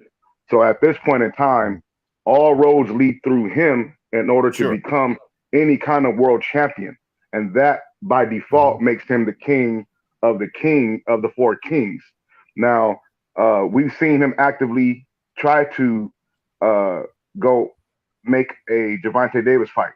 We've seen him, and we've seen Mayweather promotions, whether it be Leonard Ellerbe or Floyd Mayweather, totally dismiss that. But that's not Devin Haney's fault. We've seen him actively go out, and he was at Ryan Garcia's fight tonight, right? Do you think so? We've seen him actively go after Ryan Garcia, and to no fault of Ryan. Hold on, let me finish. I let everybody talk. I had my mic on mute. Let me get through my thought. All right. Now he went and actively pursued Ryan Garcia. Ryan Garcia fought a title eliminator versus Luke Campbell in order to face Devin Haney, and he declined that and went the Gervonta Davis route. Now, Teofimo Lopez was the champion before that, as he unified when he defeated Vasyl Lomachenko. That now rounds out the four kings. And what did we see Teofimo Lopez do? Instead of unifying for undisputed with Devin Haney, he decided that he wanted to go fight his mandatory in George Kambosos, and he lost against his mandatory. And that's why the Devin Haney ended up even fighting George Kambosos, is because the IBF was going to allow Teofimo Lopez to face Devin Haney because unifications trump mandatories. But Teofimo, at least that's what some reports were. And what we found out was that Teofimo Lopez and his team went the route of defending against the mandatory. So it's not Devin Haney's fault that he didn't fight those three. As it pertains to Shakur Stevenson, I can't enter him into the equation because when the mainstream media developed this story and created this narrative of four kings, Shakur Stevenson wasn't involved. So I'm not going to involve him now after the fact, and he's not even at 135. So there his name in terms of talent and boxing skills warrants him for you to say his name. But in terms of actuality, he's not a 135 fighter. He has not officially campaigned at 135. He hasn't had one fight at 135, and he wasn't even brought up in the conversation between as being one of the four kings. That's why I said at this point in time, Devin Haney has officially become the king of kings and reigns supreme at the 135 division. Anybody that wants to become a world champion or say that they're the top dog at that division must fight Devin Haney. Well, I agree with everything you just said. I mean, the bottom line is that, except I'll say what I don't agree with, but the bottom line is that you're right. Teofimo and Ryan Garcia, they're running from Devin Haney. No question, no doubt. Tank, on the other hand, I don't think that's the case. It may even be the reverse, and that I don't think that has anything to do with the fighters. I think that may have to do with, maybe Devin Haney's father didn't want to see him in there with Tank at a particular point in time. But I don't think that. Obviously he's got all the belts, so I agree with that. He is the champion, undisputed. But I don't think he's really fought anyone that is right in line with those same opportunities in order to just proclaim that he is the king of the division. Technically, the same thing goes for everybody. Technically, he is. Everybody's in that. None of To them has fought oversimplify what my guy Sweet Science Examiner was saying. In the words of Devin Haney, these guys say everything but let's fight. Right. to oversimplify what So my you guy guys Pete think Fine that Tank is was avoiding saying. him? You think Tank is avoiding Devin Haney? I No, think Tank no. is What I No, specifically said hold was it's not Tank. on. I It's think I not Tank didn't Tank is say is Devin. I avoiding never him. said that Javante Davis was avoiding Devin Haney. I never said that. I said Devin Haney has actively pursued that fight up until the point to where, remember, before Javante fought Rolly Ramiro, he said Devin Haney can be next if he beats Yeah. George Kambosos. When Devin Haney beat George Kambosos, Bill, you say Bill Haney. You don't think that Bill Haney wants Javante Davis? Bill Haney went to the Rise podcast, which is owned by uh, Coach Calvin Ford, which is Javante Davis's manager and trainer. So he went to the Rise podcast after they beat Kambosos and said, "Hey, didn't Javante say he wanted to fight Devin? What do we need to do to make that happen?" Because I can tell ESPN and Top Rank that I have a possible fight for Devin Haney versus Javante Davis, and that will trump Devin Haney versus Kambosos, and they will back that. So how can we I mean, say that it may be Devin Haney and it's the other side that doesn't want it? you mean When we Well, have this is what already y'all heard forgetting. Leonard Ellerby come out and say Devin Haney is over there. Let them do over there. We can have. Then we've heard Floyd Mayweather say Devin Haney is over there. They're over there. We can do in-house fights at Mayweather Promotions and PBC. I don't know. Now it's not Javante Davis that's moving. It's that his excuse me. Let me rephrase that. I'm not saying that it's Javante Davis that's avoiding Devin Haney. What I'm saying is that we have already heard on record his promotional team, Floyd Mayweather himself and Leonard Ellerby, publicly on several occasions sound like they're not interested in fighting Devin Haney. That's what I said, and that's a fact. That's not up for debate. That's not my Yeah, opinion. it's on record, Yeah, like Tank that's is correct. saying, but it's also the part of their reasoning is they're saying that there's not enough money for both fighters to get paid the way they want to get paid. Which we know Tank But brings money, but they're saying Devin don't bring money. That's the excuse that PBC, well not PBC, but Mayweather Promotions is using. but here's the Devin thing. has never dodged Here's Tank. He's always called Tank out. Tank here's is the okay thing. with fighting Devin. It's not the fighters. It's Nah, TMT. TMT is that's Yeah, saying cap. 95% they're of the fighting out. time it's never the fighters. But and even to piggyback on what my guy Tank and Michael, I'm gonna let you get in here. Michael and Cino, I'm gonna let y'all get in here, right? To piggyback on what my guy Tank and Santos was saying, we also heard Leonard Ellerby last year say, he was commenting on how much money Devin Haney was getting paid per fight, and his exact words was, "Who's gonna pay him that?" You know what I mean? He was talking about how much money Devin Haney was making with the zone, and he's making the number that he threw out there was upwards of $3.5 million a fight. Who's gonna pay him that? It's like, we're not. And I was like, okay. So that lets me know right there they're not gonna make that fight. So The let me only ask you thing I this would say question. to that, hold on. The only thing I would say to that is Tank is a WBA mandatory right now. If That's it right. goes Yep. to, if he activates his mandatory, it can go to purse bid and they can it'll go to the highest bidder. So you don't have to worry about the money. Whoever's gonna bid on the fight is gonna pay them. They don't want that fight. They don't want that. I'm a Tank fan. I just know they don't want that. And I Oh, okay. understand this So let this me. the jab. I think they want the biggest So, bag. Let Is what they're Michael go. chasing. Let Michael go. He's been waiting. no, I'm just going to ask Let a Michael question. go. He's been waiting. I'm going to ask you guys a question. I mean, so okay, you say they don't want it.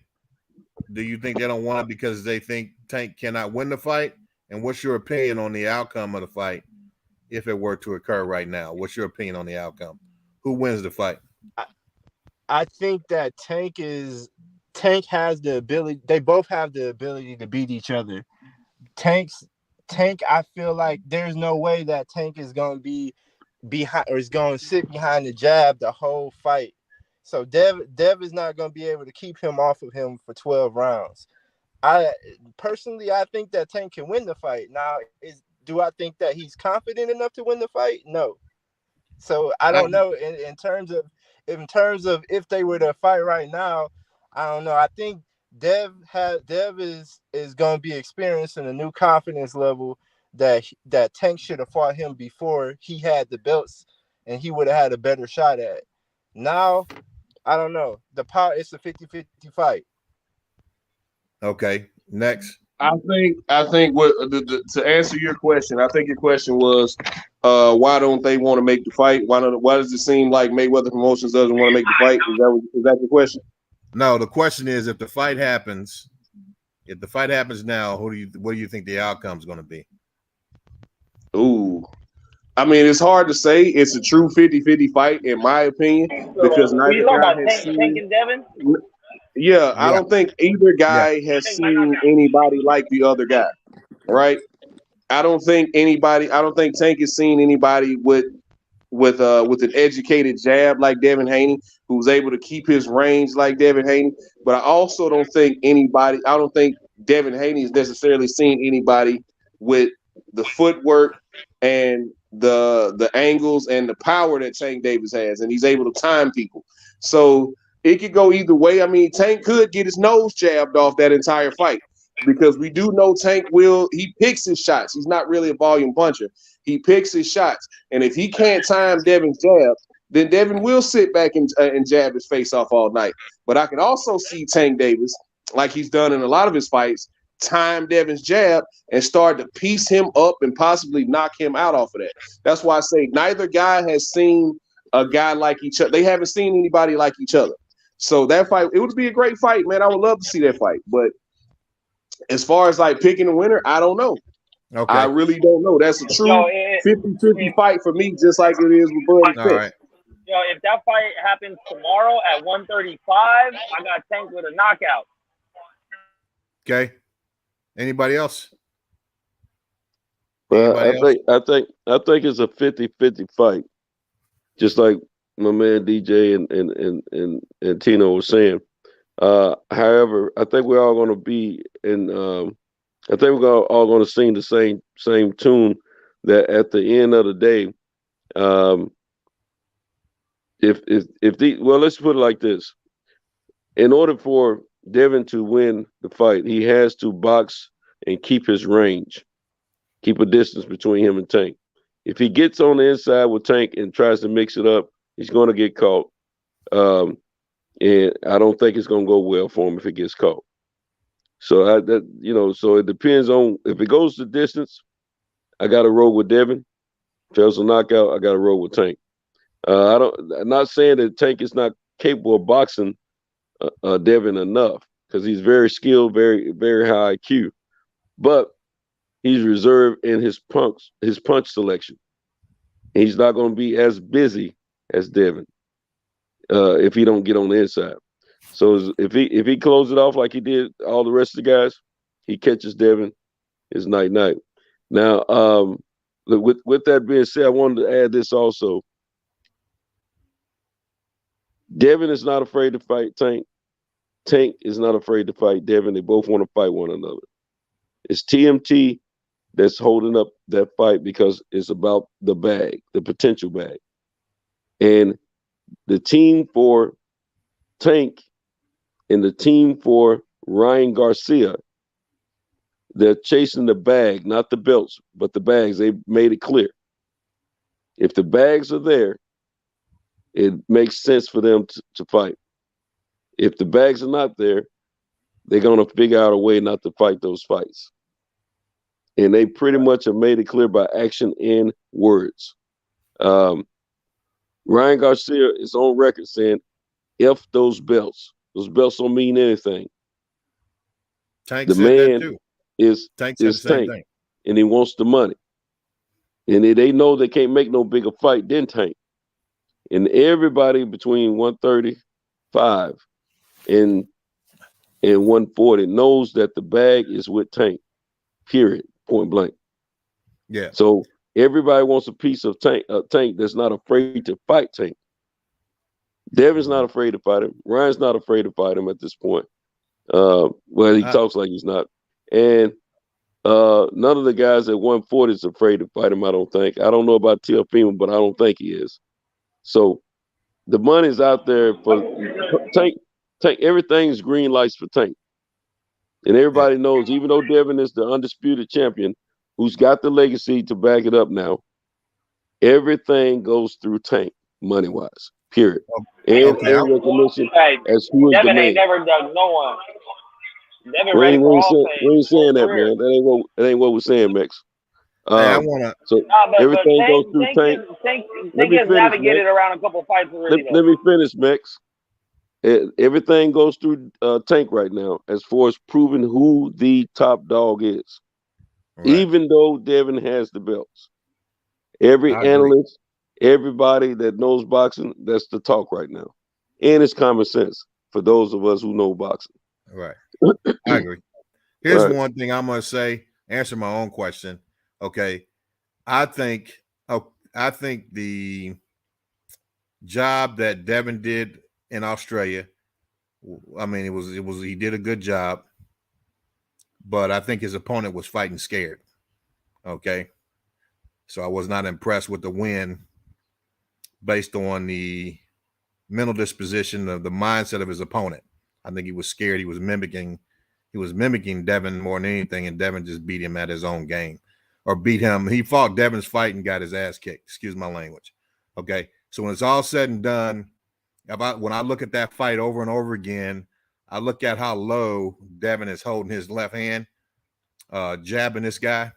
If he fights Tank like that, throwing that jab out there and bringing it back down to his waist like that, it's going to be a quick fight.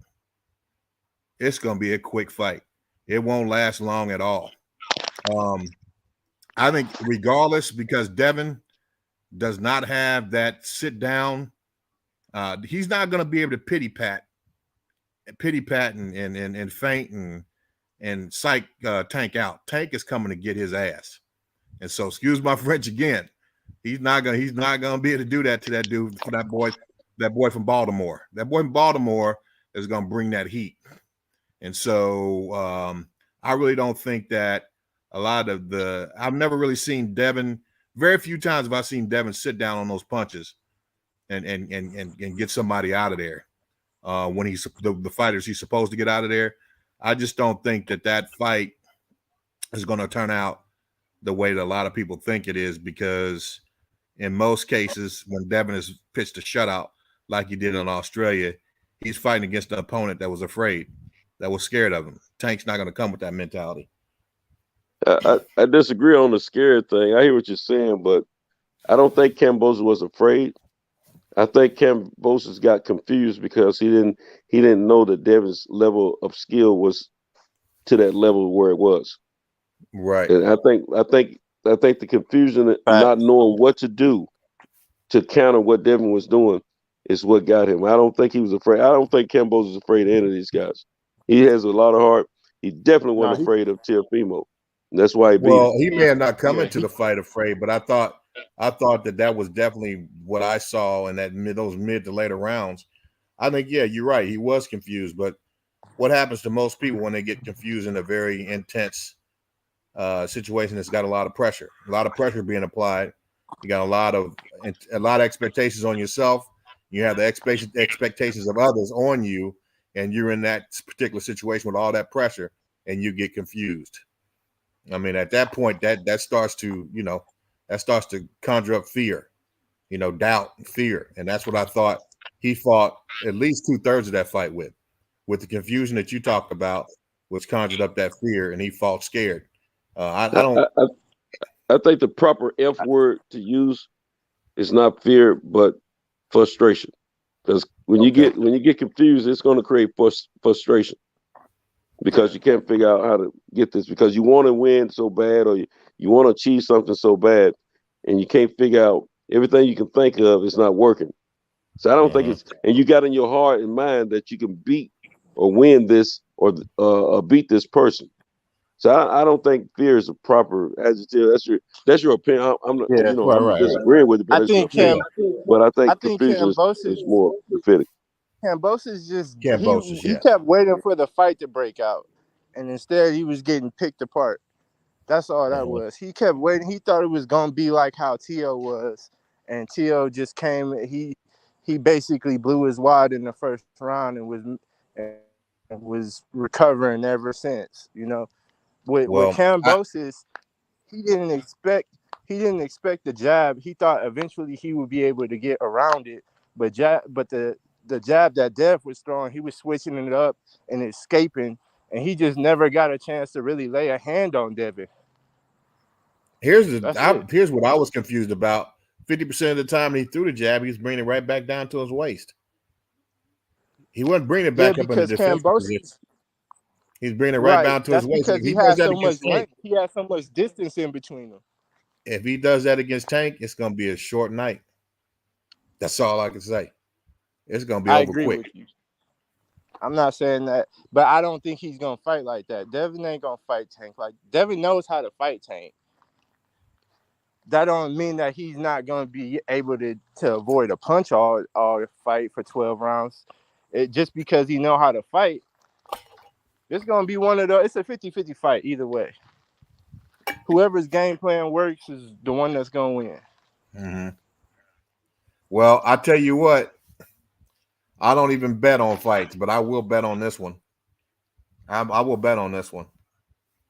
And I don't typically bet on fights or anything really. I won't even go buy a lottery ticket. But I will bet on this one. Yep. Man, I'm starting to have whole withdrawals over here. I'm starting to have whole withdrawals over here, man. I need to find a bro to talk to. But anyway, I'm just putting my thoughts out there, man. Yeah, man. But yes, indeed. Man. Like I was saying, man, neither fighter has seen it can go either way. Like I was saying, it can go either way. But I think Kambosos in that fight with Devin was just fighting emotionally. And like I think it was Tino the Great who said that he was waiting on the fight to break out. He was waiting on Devin to start sitting down on his punches, trying to knock him out. And that never happened. Devin realized, wait a minute, he can't get past my jab. So why do I need to do anything different? That was and Michael, to your point, I'm on the complete opposite end.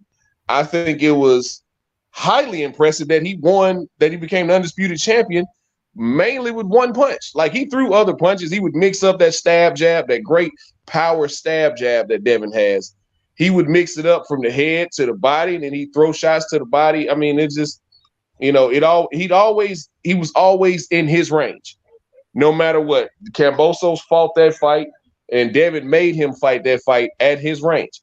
Kambosos could never sit down and get off on his punches. Like he connected with Devin a few times, but I think people are hard pressed to find more than 2 rounds that they gave Kambosos watching that fight. Even though some judges gave him 4, but me, to be generous, I only gave Kambosos the 4th round. So after Devin realized I only have the jab to beat you, why do I need to do anything different? That was highly impressive. If anything, that's what you're saying is that was an indictment on Kambosos, the fact that Devin was able to beat him with a jab. I agree. That's not saying anything about Devin Haney. I'm just saying that to me, Santos calls it frustration. I call it fear. I thought the guy clammed up. And pretty much, just mirrored what Devin was doing to hope that his home field advantage would pay out for him. And it actually almost did, because he did win like 4 rounds, on some of the cards. So the bottom line is 2 more rounds would have been a draw. So if he would have had just an inch more of effort or aggressiveness, he probably could have pulled a draw out there. But the bottom line, so he was playing the cards the way he thought they would work out for him. He just didn't do. He was just a little short on his efforts, because he wouldn't have had to do much to get a draw in that fight, and that's based on, the cards that he got, based on the fact that I don't think he won any of the rounds. I thought he got shut out. So, but at the same time, I saw him fighting a fight that did not look like he wanted to be in that ring from about the 3rd round, 4th round on. Yeah, but that had more to do with Devin. Devin took the fight out of him. He was ready to go after the 2nd round. The 3rd round. I'm sorry. That's my point. The 3rd round, he was ready to go. He's not going to be able to take the fight out of Tank Davis throwing no jab, man. Throwing a jab that he's bringing right back down to his waist. That's not going to work. That's not going to work.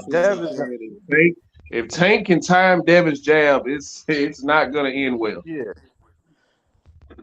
But that's a Yeah, big if though. Nobody's really been able to do it. Nobody's really been able to do it consistently. Nobody's really been able to get inside Devin Haney's range unless he allows you to, trying to do what he Right. did against Linares, which is prove a point, trying to knock out somebody who's been knocked out several times. He could have easily won that fight 12-0 against Linares. Like, I think if Tank comes into that fight like he did against Rolly, just giving away rounds, trying to set something up, Devin's not going to press the gas and try to do anything different. He's not going to start walking Tank down trying to knock him out. He's just going to sit back and it's like, well, you're not doing anything to make me do anything different. So why do I need to do anything different? And he'll absolutely wash Tank on the scorecards. The only reason that Tank gives that impression that he's not doing anything in fights because he's setting these dudes up. He's dissecting them. I agree. He's not going to stay in that mindset. But here's the thing. Eventually he's going to bring that heat and get you out of there. Yeah, but Devin, you haven't really seen Devin on the back foot. Like even moving back, he can still stick that jab out on Tank and keep him out or counter. The inside fight is not really where he wants to go, but the mid-range, Dev can still pick him apart mid-range. He just got to make sure he don't get caught clean. And he can do it. I don't know if he could do it for 12 rounds, but he could do it for majority of the fight. Hey, those are some good points. Hey, let me answer the question.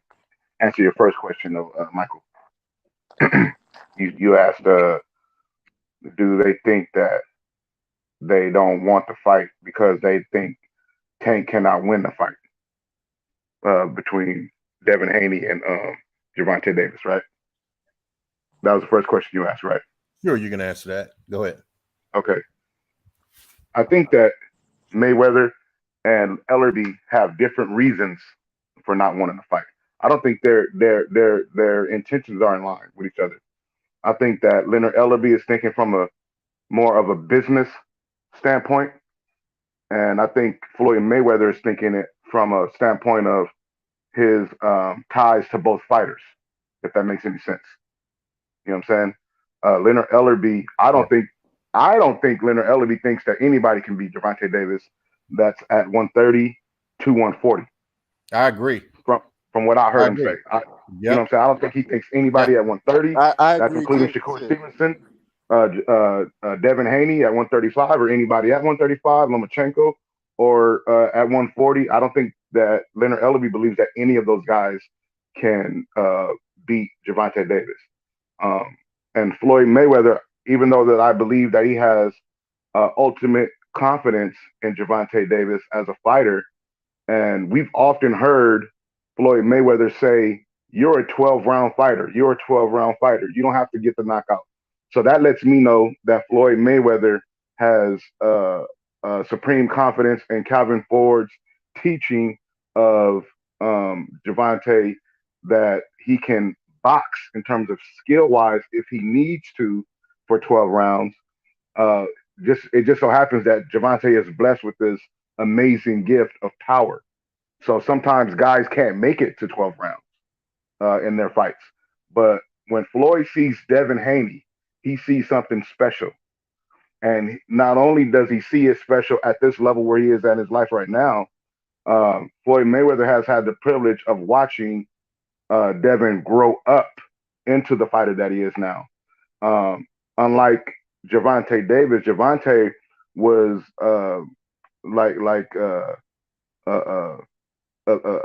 he was raw talent when he came to Floyd, and Floyd kind of helped refine some of that, but he was already who he was. Whereas in Devin has been around. Remember, you got to remember, Devin is Zab Judah's godson, and they have been around the boxing game and the Mayweathers for quite a long time.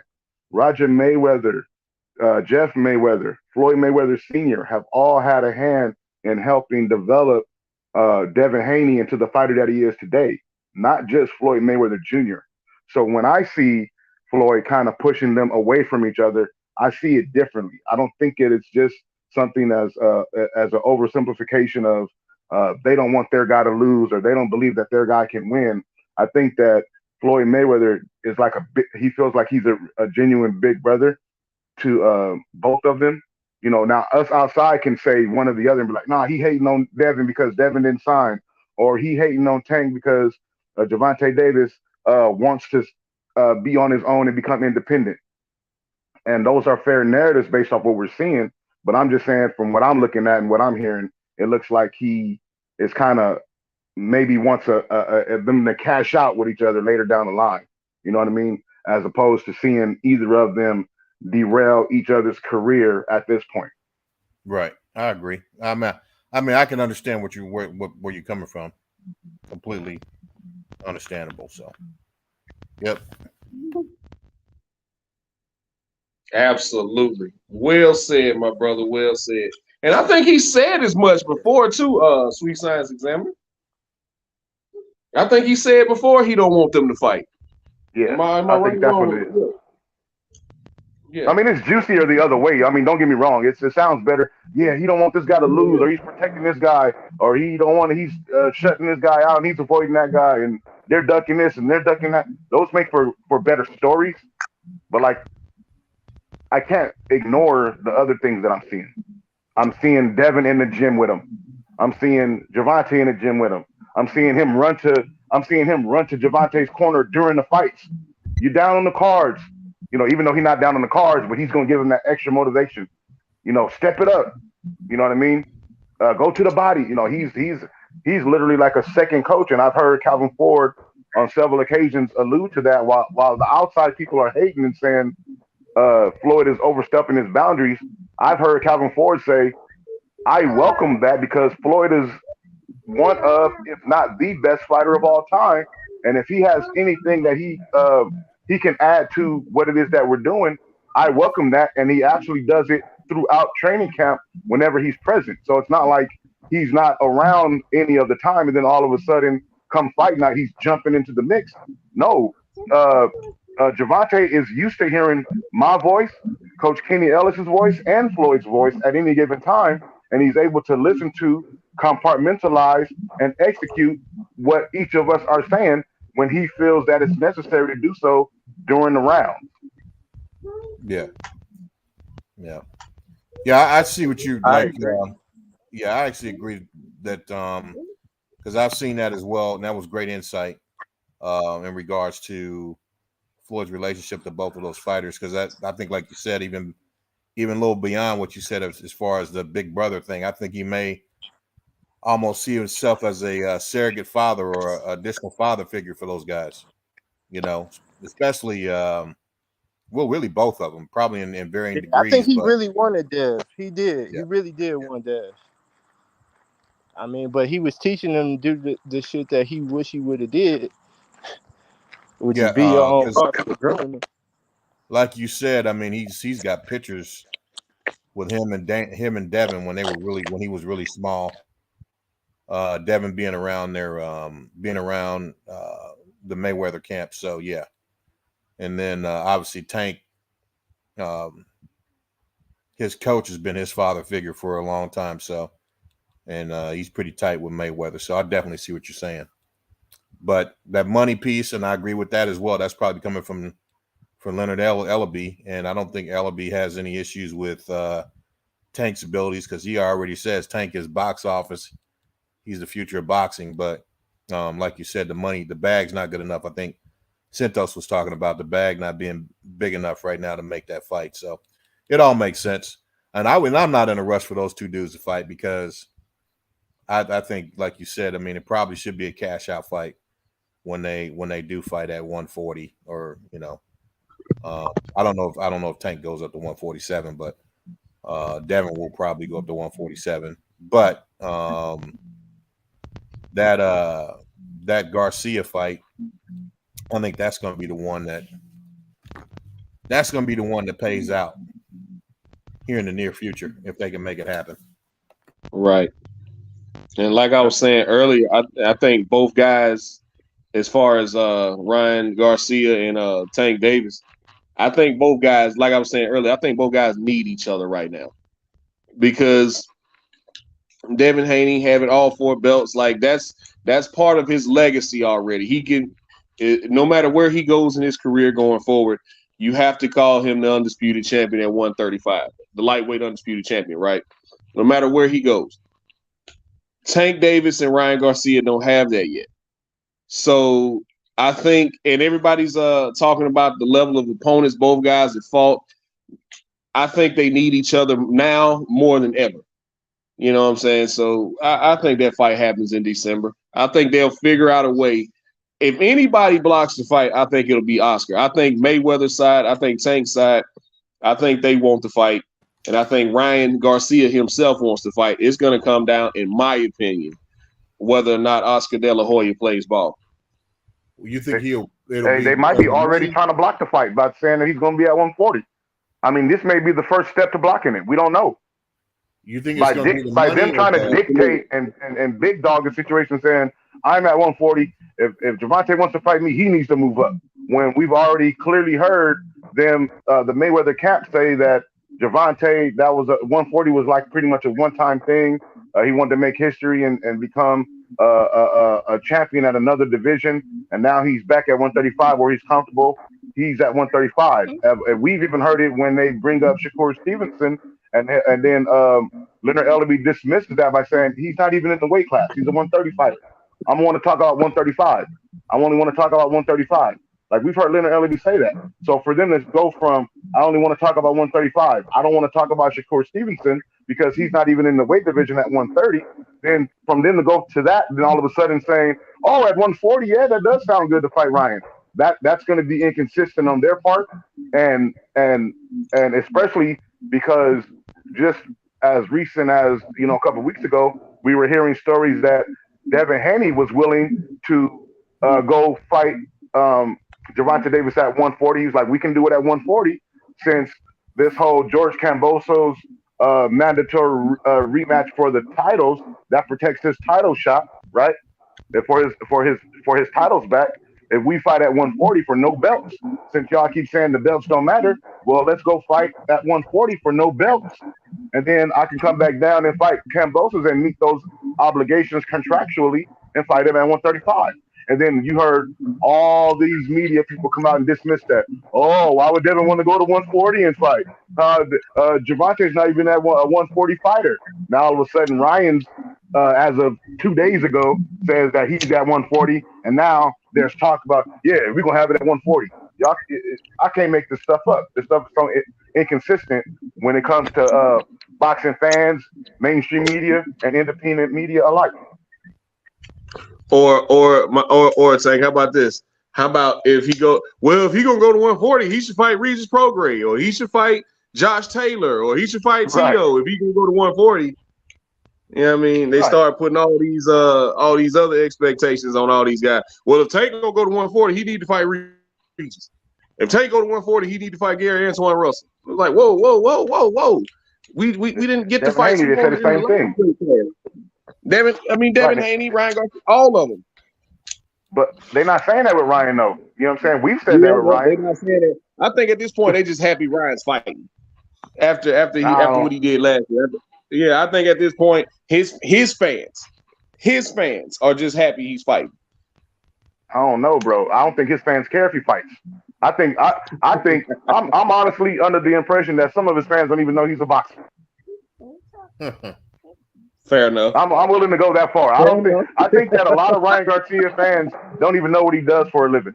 They think he's a model or something like that. Because y'all do. I'm not trying to be facetious. I'm saying that he's like a clothes model, underwear model, or something like that. He does modeling somewhere, from what I understand. So I think that a lot of his fans don't even know that he's a boxer. I really do. And I want to respond to something I think I heard earlier. I'm not sure. I don't remember who said it, so y'all can correct. Whoever said it, y'all can chime in. But I think I heard somebody said that Devin doesn't steal his punches and get guys out of there that he's supposed to get out of there. But that they haven't seen that, and that's fine. That's what they haven't seen. But I was going to say, because I had wrote it down a while ago, and I didn't want to cut anybody off. But I personally have seen Devin sit on his punches and get guys out of there that he's supposed to get out of there 16 times out of his 28 fights. So that's just me. Now, I'm not no mathematician, but 16 out of, you know what I'm saying, from 28, that's over half his fights. He sat down in his punches and got guys out of there. Yeah, but I Now, mean, if, I'm talking about in his recent fights, so okay, well, like in we the gotta last. clarify that. We can't say never, or don't, because Well, that makes it seem yeah, like that's I like a wouldn't watch. blanket statement. I didn't watch him his first 16 fights, Oh, so okay. I don't know. So you've only seen 12 of his fights, because Well, he only I got don't. 28. Yeah, I don't know how many I've seen, but I definitely haven't seen his first 16. I know that for Yeah, a well, he fact. only got 28, so Right. that only leaves 12. But Yeah, if yeah. what I I don't want know to how say is, many of okay, those. so Yeah. if George Kambosos was afraid of him, what was he Uh, afraid of? If I Devin have Haney no was only idea. beating him with a jab and he don't sit on his punches, I have no what idea was the because he fear? wasn't doing a damn thing. If you ask me, I mean, I No, don't but know what I'm what he saying, was what was he afraid. afraid of? What I was it said I don't specifically? know. I don't know Uh, what he was afraid of because what do he you wasn't think? doing. He wasn't doing anything to be afraid of, but throwing a jab out there. Oh, okay, I see what you're saying. You were saying that something. So, but do you agree that it had to be something that was going on in the ring I don't know whether it was the that Devin was pressure of the doing? fight and the fact that he couldn't meet the expectations of dominating the fight or putting up a competitive fight that he was surrounded with and the expectations he had for himself. And so maybe that's what he was afraid of losing because he saw that coming. Maybe that's it. I don't know why, but I just thought the way he fought, it seemed like he was very afraid to go out and impose his will in that fight. So, do you give Devin Haney any credit for the demeanor that you saw out of George Kambosos? I give him Even credit after for. hearing him, even after seeing what George Kambosos was saying and doing leading into the fight. I'm I give him training 3 times a day, and I'm going over here to do this, and right. he's got nothing for me. I gave him credit for dominating the fight because he did. But I think that, that was really the only reasonable outcome given the fact that his opponent didn't do a damn thing. But I'm talking about psychologically. Do you give him any credit for the psychological from what you've seen out of George Kambosos psychologically? Not the physical winning the fight or the outcome of the fight, but the way that he fought. Well, the way that Kambosos fought inside the ring, right? I don't think he gave himself a chance to win that fight. Okay, so you don't think Devin Haney had anything to do with it then? No, I'm not saying he doesn't. I think he did actually, shut him down with the jab or, whatever psychological impact he had on the guy. But I don't think the guy actually gave himself to win. He was already beat mentally by the third, fourth round. He was already beat. I don't think that his physical activity in the fight was going to be sufficient to allow him to win that fight. And I think that had a lot to do with his psychological state, what he brought to the table there. I don't know whether he developed that defeated mentality or there's those insecurities or those fears once he got into the fight and got into like third, fourth round and figured that he wasn't going to be able to get past the jab, or whether he actually came in already knowing he was going to lose. I don't know. I just know that he fought in a manner that didn't give himself a chance to win. And I thought he fought scared, and he was pretty much trying to mimic what Devin was doing, and hoping that his advantage of being at home in his own country would bring him home the rest of the way, at least give him a draw so he can maintain his titles, and that didn't work out.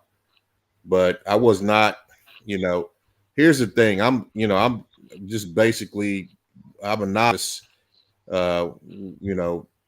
in regards to that. I didn't box professionally or anything like that. But I know when you throw that jab out, you better bring it back up to a defensive position. And I would say if you go back and look at the fight, at least 50 to 60% of those jabs he threw, he brought them all back down to his waist. Now, I know damn well in a professional fight, you're supposed to get knocked out doing that. So, I'm sorry. No, the fact that didn't happen, I attribute that to the mindset that his opponent came to that fight with, which was very reserved, very unsure, and he was already defeated mentally, psychologically, if you ask me. So you say that you're a novice, and okay. So let me ask you this, Mm-hmm. or let me respond by What I saying mean this. by novice is I've What, never fought professionally right, or I know anything what you like mean. that. Well, you Yeah. clarified it. You clarified it. But I'm saying I only said that to make this point though, as far as knowing that, like you said, when you throw the jab, you don't keep it down, right? You got to get up in defense position, right? Yeah, you don't bring it back down to your Unless waist. what? Unless what? Unless When is the only time that it's safe to do that? you got to be out of range. You got to be out Right. of range. So But right, but right. So but if you got the the right majority of the fighter. time that you saw that, I'm sorry, I thought you was done talking. Go ahead. No, I'm just saying if you got the right fighter, then you don't know what that range is. Because I mean that range can be closed very quickly, right? Unless your All right. fighter, So can I unless you respond? Okay. No, but go ahead. yeah, I go don't ahead, like talking go ahead. over people because when people No, go listen ahead. to this on the replay, it doesn't sound well when we're talking over each other. So I let me agree. know when I can respond to what I was saying so I can finish my thought. Go ahead. Okay, so when you're talking about him bringing his hand down and you gave a percentage of how many times that he threw the jab out there and brought it down to his waist, and you got to keep it up in a defensive position. Mm-hmm. When I'm watching that fight, there's two things that stand out to me. One of the things that stood out, I knew going into the fight, which is that Devin Haney had the reach advantage over George Kambosos. Now, the other thing that we saw during the fight was that he was able to use that reach advantage to his advantage at a supreme level.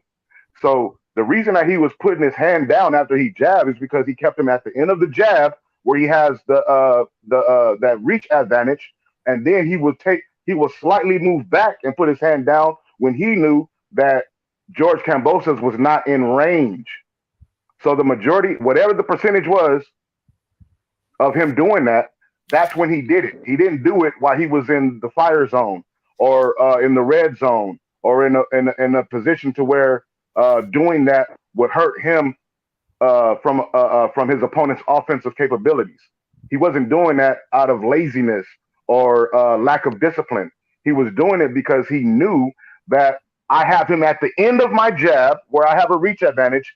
He moved back because of the jab, and I could put my hand back as I slightly move back because I know that he's out of range. That's what we saw for a majority of that time where we seen that happening. That's what I was going to say. Right. I would think that you're right in saying that, but I think you need to add to that statement that he's not in range and he's not going to do anything to close that range. Right. And he's he not can't. going to do. Oh, and he can't. No, no, I He doubt can't. that. There was nothing in that fight that was going to allow that let me believe that Devin Haney was going to allow George Kambosos to close that range. Every time George Kambosos tried to rush him, Devin took a step back or a step to the side at an angle and took away his offensive angle, which made George Kambosos reset his entire offense. And that's what kept confusing him because he thought he was going to be able to go in there and bully Devin and rush him and make him nervous and make him rush into his It didn't offense. look like that to me. It looked like what didn't look like what? It didn't look like he was trying to be aggressive at all. No, I said he thought. I said he thought that going into the fight that he was going to be able to do that. By the way, he was talking and saying what his game plan was, right. And the way what he's done with other guys. Well, I did this with Mickey Bay. I did this with Teofimo Lopez. I did this with Lee Selby. I'm saying he thought that he was gonna be able to do that. But once he got into the ring, whenever he took a step forward, Devin took a step back or to the side.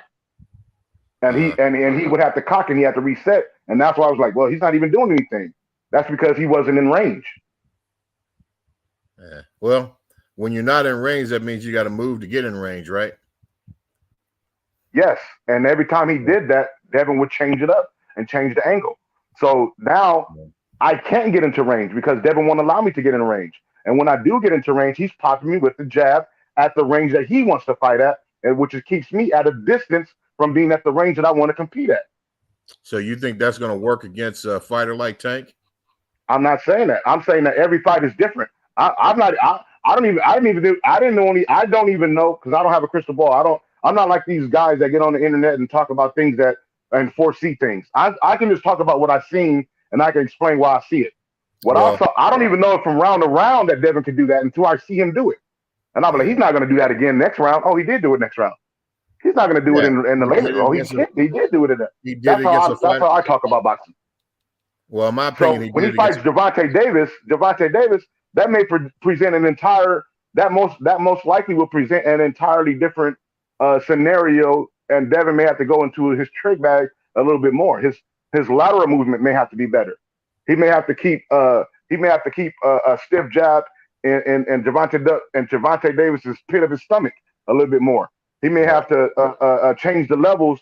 He may even have to fight Gervonta Davis inside and keep it close to try to smother Gervonta Davis's power, because as we know, that's the other way to take away power punches, right? You can tie them up, you can stay out of range, or you can go into their range and then prevents them from winding up and using that inside that power by smothering their punches. So there's 3 different ways that you can take away a power puncher's strengths. The problem is Gervonta Davis is also an excellent boxer. That's where a lot of people miss the boat, and they don't give him that credit, because Gervonta Davis can actually fight, he can punch, and he can box. You see what I'm saying? Now, and that is what's going to present its own set of problems when it comes to him versus Devin Haney. The problem for Gervonta Davis is that Devin Haney also possesses a set of skills that can offset what it is that Gervonta Davis does well.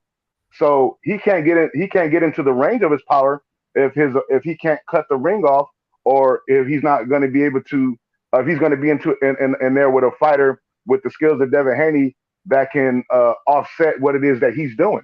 So if Davis is getting tied up when he doesn't want to get tied up, if Devin is rolling with some of those punches, we don't even know if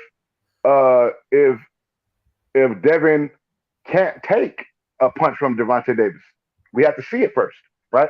Now it is from outside looking in, from what I've seen so far. To me, I would think that based on what I've seen, anything that Gervonta hits you with cleanly is going to hurt, whether you're at 130, 135, or 140. That's what I've seen so far. But there's still going to be a day where he gets in there and the guy won't go away. And what will he do when that happens?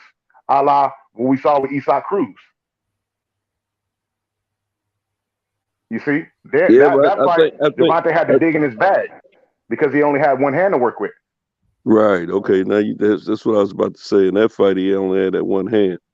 Yeah, we see that. But Devin only had one hand against Yuriokis Gamboa. So we've seen that before.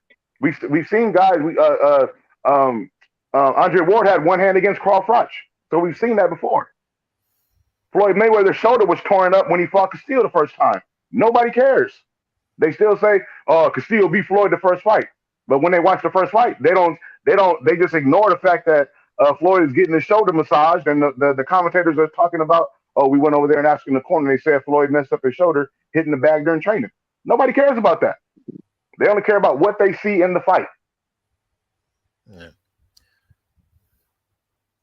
So I would just say that whatever the reason was, whether it was Kambosos didn't have the skill to actually fight that fight effectively, or he was mentally frustrated or even afraid, the bottom line is he didn't show up for that fight, if you ask me.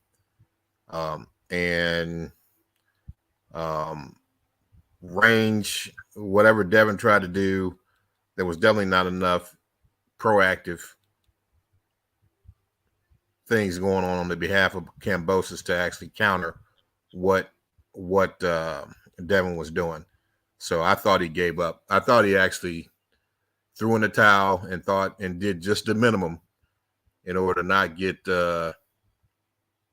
stopped or not, just completely lose the fight, get beat up, and just kind of mirrored what Haney was doing with the expectation that his home field advantage was going to benefit him in the end, and it just didn't. It didn't. I mean, but it almost worked. He just didn't do enough. I was not just, and I've said this before because I've seen Devin Haney fight before and kind of do the same things and then not, quote unquote, dominate the fight. I don't really call that domination, but anyway, dominate the fight, but then not sit down on those punches and get the guy out of there. If you beat a guy like that for a number of rounds, then at some point, you need to get him out of there because he's not supposed to be in there with you. If you're going to be a complete fighter, if you're going to pity pat, I don't think that type of approach with Tank Davis is going to work. In fact, it sounds like you think that Haney's going to win that fight against Tank Davis. I don't know when it's going to happen, but that's one fight I will actually put a little money on if you want to put a little wager up. I think is that. Oh, I'm sorry. Yeah, I think that Tank's going to stop him. No, what I was going to say was what I think is that both fighters has what it takes to beat the other fighter. That's what I was trying to. I don't know if I did a good job of articulating that, but that was my point. The things that can be done, that when I see, okay, what could defeat Gervonta Davis? Devin Haney has that. Now, the problem is that when people hear defeat, in their mind they think hurt, beat up, drop, knock out. But there's multiple ways to defeat your opponent in boxing. Boxing, I've said this 1,000 times. I'm going to say it 1,000 more before I lose my breath. Boxing is not a power punching contest.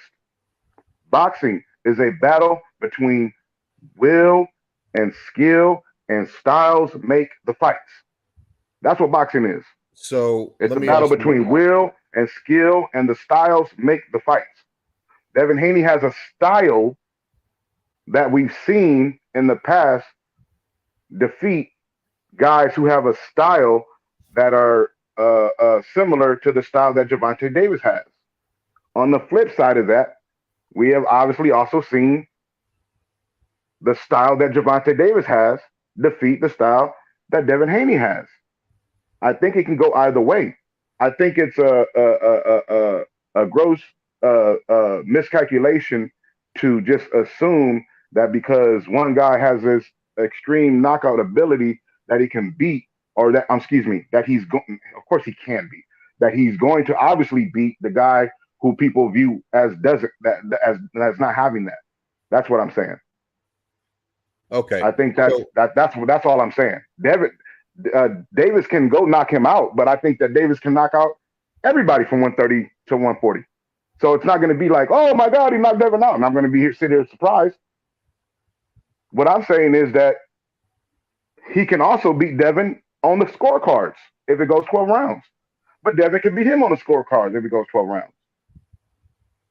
That's what I'm saying. I don't know how the fight's going to go. Well, I've seen guys. We've seen guys in the past get beat like that. We've seen guys who are considered to be not the power puncher fight against guys who are the power puncher and make it look easy. Here's my definition of the sport, and I think it's or what I like to think of the sport or define it as prize fighting, right? And as prize fighting, you've got categories, or when you say the styles, I'll say the categories of prize fighting. The two major subcategories are boxers versus punchers, right? And I think when you have a complete boxer or complete prize fighter like Tank Davis, they can do both. They can do both. They can box you. They can outbox you for 12 rounds, or they could get in there, but at some point they can get in there and get you up out of there, take you out.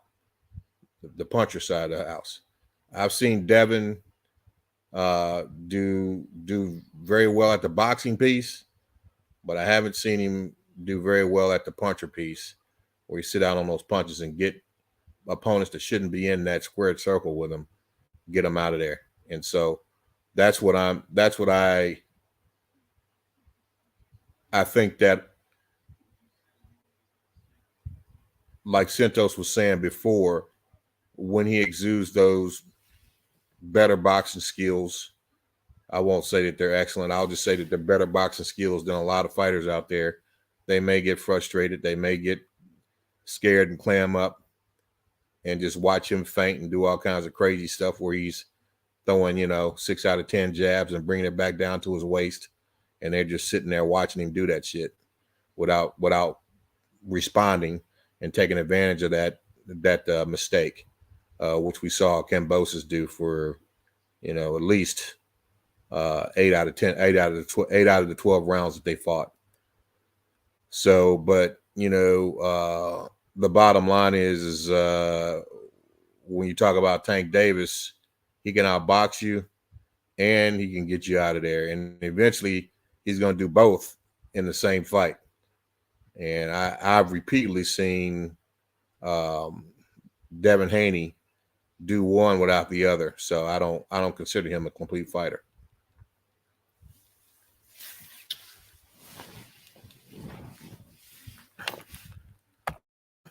I think he's a better than average boxer, but he's not a complete fighter, in my opinion. What is he lacking that would make him a complete fighter? I just said it. I have not seen him sit down on those punches and get dudes out of there that he's obviously mentally overcome or got them to succumb to his boxing skills, however good they are, and kind of check out of the fight. And I've seen that happen. I would have to go back and try to remember which fights I saw it in, but I've seen that happen more than once. I mean, obviously with this last fight, but then, was it, I think it was with, what was the guy that knocked down Terrence Crawford for the first time? The Cuban. Gamboa. It was Gamboa. He fought Gamboa and outboxed him, but never really got him out of there. It was some other guys too. I saw him fight. I don't remember exactly who the other guy was he fought.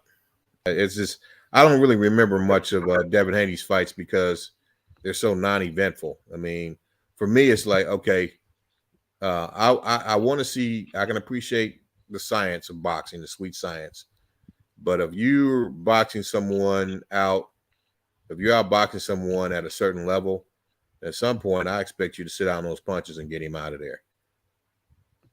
Because that's part of being a complete prize fighter, if you ask me. Okay, which so I've not seen. What you said you've seen the last 12 fights, right? And so does he have any knockouts in those last 12 fights? I didn't say last 12. I said I don't remember. I didn't say I don't remember how many fights I've seen. But I definitely didn't see the first. You clearly you gave a number. You said 12. No. Because remember I said he has. Go back and listen. Go back and listen. I said I didn't see his first 16 fights. And you said, well, he only has 28. Then you said you must have seen the last 12. I said no. I don't know how many. Okay, you're right. Excuse me, my bad. You're right. Let me rephrase that. You are right. I was wrong. You did not say 12. I said 12. Yeah. I just did the math, and I said if you miss his first 16, you said you've seen his you missed his first 16, and you said right. Now you're saying that. So you're saying that out of those 12, you don't even know how many you've seen. I don't. To clarify. I don't. Okay, I'm sorry. I misunderstood what you were saying. I thought you were saying that you've seen all of the fights. I didn't know that. You're saying that you missed the first 16, and without even a doubt, then, I know I didn't see him at his first 16 fights. You're saying that you missed the first 16, right. And since then you've missed a lot of or several of his fights since his missing those first 16. I said I don't know how many. I don't know. So I can't. I know, but I'm clarifying exactly. from my understanding. Is that not what you're saying? What I'm saying is I can't give you a quantitative number in regards to how many I've seen of the last 16, but I know. Yeah, that's what I just said. But I know I haven't seen them all. Yeah, that's what I just said. Is that not what I just said? I don't know what you said. You said that I haven't seen most of them, and I can't tell you why No, I've seen most of you them haven't not. seen several of his fighters. I'm saying you haven't seen several of his fights out of the last 12. I would have to go back and try to remember. I don't know. But what I do know is one of the reasons why I don't remember is because they're so boring. I know They're you said that, but I'm trying to make a point. I don't want you to have to repeat what I understand you said. I'm trying to get with the things that I didn't understand. So I understand that you're saying that they're uneventful, right? The ones that you have seen, and out of the 12, out of the last 12, the ones that you have seen, you don't remember which ones you have seen or have not seen because they're uneventful. Is that fair? Is To that some accurate? degree, yeah. I think I saw him. Okay. I saw him get a stop one time. I saw him get a stop one time and like threw a wild punch and knocked this guy out. But I mean, in regards to like most of them have just been like long boxing displays. Yeah, just long boxing displays where So, he could have been dominating the fight, but at some point there was a marked difference in skill, and I thought that he should have went ahead and sat down on those punches and got him out of there. And I wasn't happy with the outcome, which you know, that's it. so Okay. I guess okay. I'm sorry. Go ahead. So my understanding is that not only have you missed his first 16, but out of the last 12, there's several fights that you have not seen. You're not sure how many of those fights you haven't seen, but the fights that you have seen, you're not even sure of which ones you remember because from your perspective, they were too uneventful. They're to be memorable. And within that, you've seen at least one stoppage that you think. Right? I think I remember the one stoppage. Yeah. Okay. So now, with that being said, now that you know that I have an understanding of what it is that you're saying, so you don't have to repeat that. I have an understanding of what you're saying. When you say that Devin Haney is not a complete fighter, do you not think that based off what your own analysis is and that your own admission is, you have a small sample size to go by? Well, if you look at the aggregate total fights, number of fights that he has, if you look at it from that perspective, yes, you could say that. But we also know that when fighters fight, the more experience they have, the more they show in the ring, right? So you can actually look at. Repeat that again. I know what.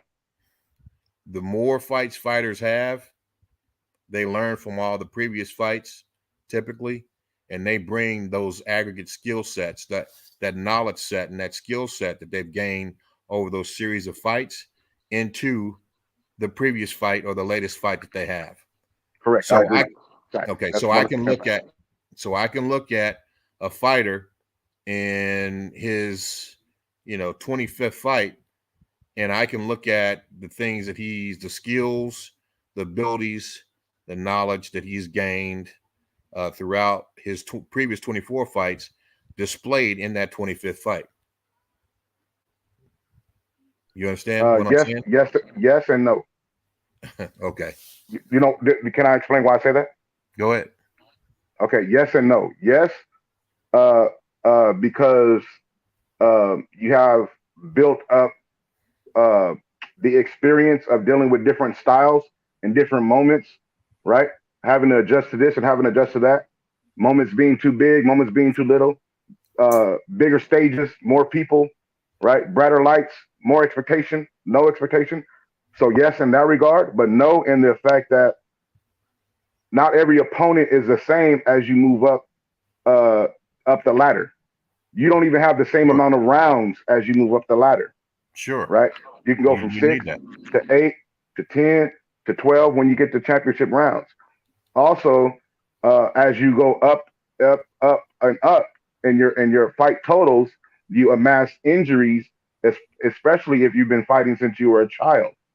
So hand injuries, shoulder injuries, sometimes lower extremities like your knees, your legs, like we've seen with Andre Ward, Saul Alvarez, Manny Pacquiao, even when he was dealing with cramp and muscle issues throughout his career in the later parts as the fight totals built up. So that's the no part. So sometimes you'll see a guy who used to get an abundance of knockouts that start to tail off because now they experience hand problems or shoulder problems or certain surgeries. So now they have to adjust the way that they approach the fight game because in the end, the ultimate goal is to win the fight. Okay, so So let me a stop lot of you right. times you don't want to go out there to do something that's going to re-injure something, or you don't want to do something that's going to be out of character. And then there's also times where you don't need to knock a person out, or there's going to be times where you fight an opponent that won't allow you to knock them out because they themselves are going to fight in a way that doesn't present that. So yes and no. Okay, so I agree with the last part that you added there. I think now that made your answer comprehensive, because it's not a lot of times it's not because of injuries, it's because you're just fighting better competition as you go along in your career, and you knocked out a bunch of guys early in your career that is just not possible at that particular juncture because you don't have the skill set or the power to exert that same dominance in the form of a knockout when you start having greater levels of competition. And so that I think that's a that last part that you added on at the end that captures that reality. So yeah, I agree with your statement. Yeah, because it's all inclusive, right? I mean, we've seen like even what's the guy's name that just fought? Ryan Garcia, right? He came off of he said he hurt his hand, right? And then in his next fight against Togo, he didn't look like the world beater that he looked tonight when he fought Fortuna. Now some can be said because of the way Fortuna fought versus the way of Togo fought. You understand what I'm saying? It's not that Togo was able to take this amount of punishment. Togo moved around the ring. He fought a totally different style than that of Fortuna fought tonight. But Fortuna is also, you can attribute, if you listen to Ryan Garcia attributes some of that to ring rust and having to come off of the hand injury. Same thing we've seen with Floyd Mayweather. Same thing we've seen with a number of other fighters who have started fighting since they were young children. Right? Yeah. That's a reality of it. When I started in combat sports, I was 5 or 6 years old, moving all the way up, and so I had to stop. I stopped because, one, when back in the day, it wasn't as popular because I was doing mixed martial arts, right? But it wasn't as there was no there was no future in it. Is what I'm saying. There was no UFC or anything like no leagues like that, if that makes any sense. But had I continued to go and train and keep a certain level of physical ability and putting the wear and tear on my body, I'd be worse off now than I am in my 40s. That now that I'm in my 40s, does that make sense? Every time you hit somebody, every time you train, like I said, Floyd Mayweather injured his shoulder training for the Castillo first fight, not even in the fight. So a lot of these things happen during camps and sparring and fight to fight, like you said. It's an accumulation of wear and tear. Not only just the building of your skill and your prowess as a boxer and your based off of your experience, but that wear and tear also plays a factor in it as well. It's what I'm saying is it's all inclusive. The point that I made with the stepping up in levels of competition and some fighters are not gonna let you knock them out. Some fighters have never been knocked out before, so they don't know how to be knocked out. Some guys can take your punch. You know what I mean? All of that is inclusive into the statement, is what I was trying to say. Yeah. I never did any professional fighting, anything like that, but I was in the military for over 20 years, so I've run just as many miles as any boxer. So yeah, I believe that 100%, probably more, bro. I understand that. Your knees and all that go out on you eventually. So yeah, I still don't get your point though. What you're trying to say? My point is that to judge Devin Haney, and saying that he's not a complete fighter with such a small sample size to go by. If you miss a significant part of his career. Mhm. He's had 28 fights, and you've missed the first 16. So you Mhm. missed 50% of his career, and then out of at least you admittedly missed the 50% of his career, and then the other part of his career in the last 12 fights, you're not even sure if you've seen all 12 of those, and the ones that you've seen, they've been just basic, more or less uh, uh, sweet science exhibition, exhibiting his knowledge of the sweet science and his ability to box. Yeah. And you can only remember one knockout because to you they have been, um, um, for lack Non-event. of a better word, I'm paraphrasing what you said, but Non-event. not as interesting as some of the fights that you've seen Gervonta Davis fight, where he's No. getting guys out of here. Yeah, I said non-eventful. That's what I said. Non-eventful. That's what most of his fights have been. But I will tell you, From your opinion, right? yeah, my opinion. And Right, so right, what right. I say is that I would say that my sample size is sufficient based on what I said in regards to the aggregate skill coming into fights based on those things, those skills acquired, knowledge set that's required or acquired in previous fights that fighters usually display in their most recent fights.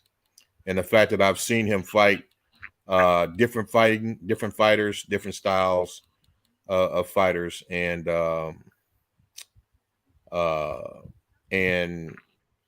I've seen pretty much the same methodology and approach to fights from him, and the same limitations. One of the limitations I didn't mention is that his chin is suspect, but that's neither here nor. I'll just say that from what I've seen him do in fights that he's done well, and from the boxing perspective, dominating the boxing aspect of it, and not to a point that I thought that it was time to stop boxing and time to exert his will and sit down on some punches and finish the person he's got in the ring, because he's dominating, or not, I wouldn't say dominating, but he's shown enough difference in his skill versus the other fighter's boxing skills that he should have ended the fight. And the fact that he's repeatedly not done that, I've seen enough of that and seen enough of him making the same mistakes over and over again. And I'm not trying to take anything away from Dana, the guy. I think he's a good fighter. I mean, he's the undisputed champion right now, but I don't think he is the 140 or 135 pound king. I think he needs to fight at least one more guy in order to have that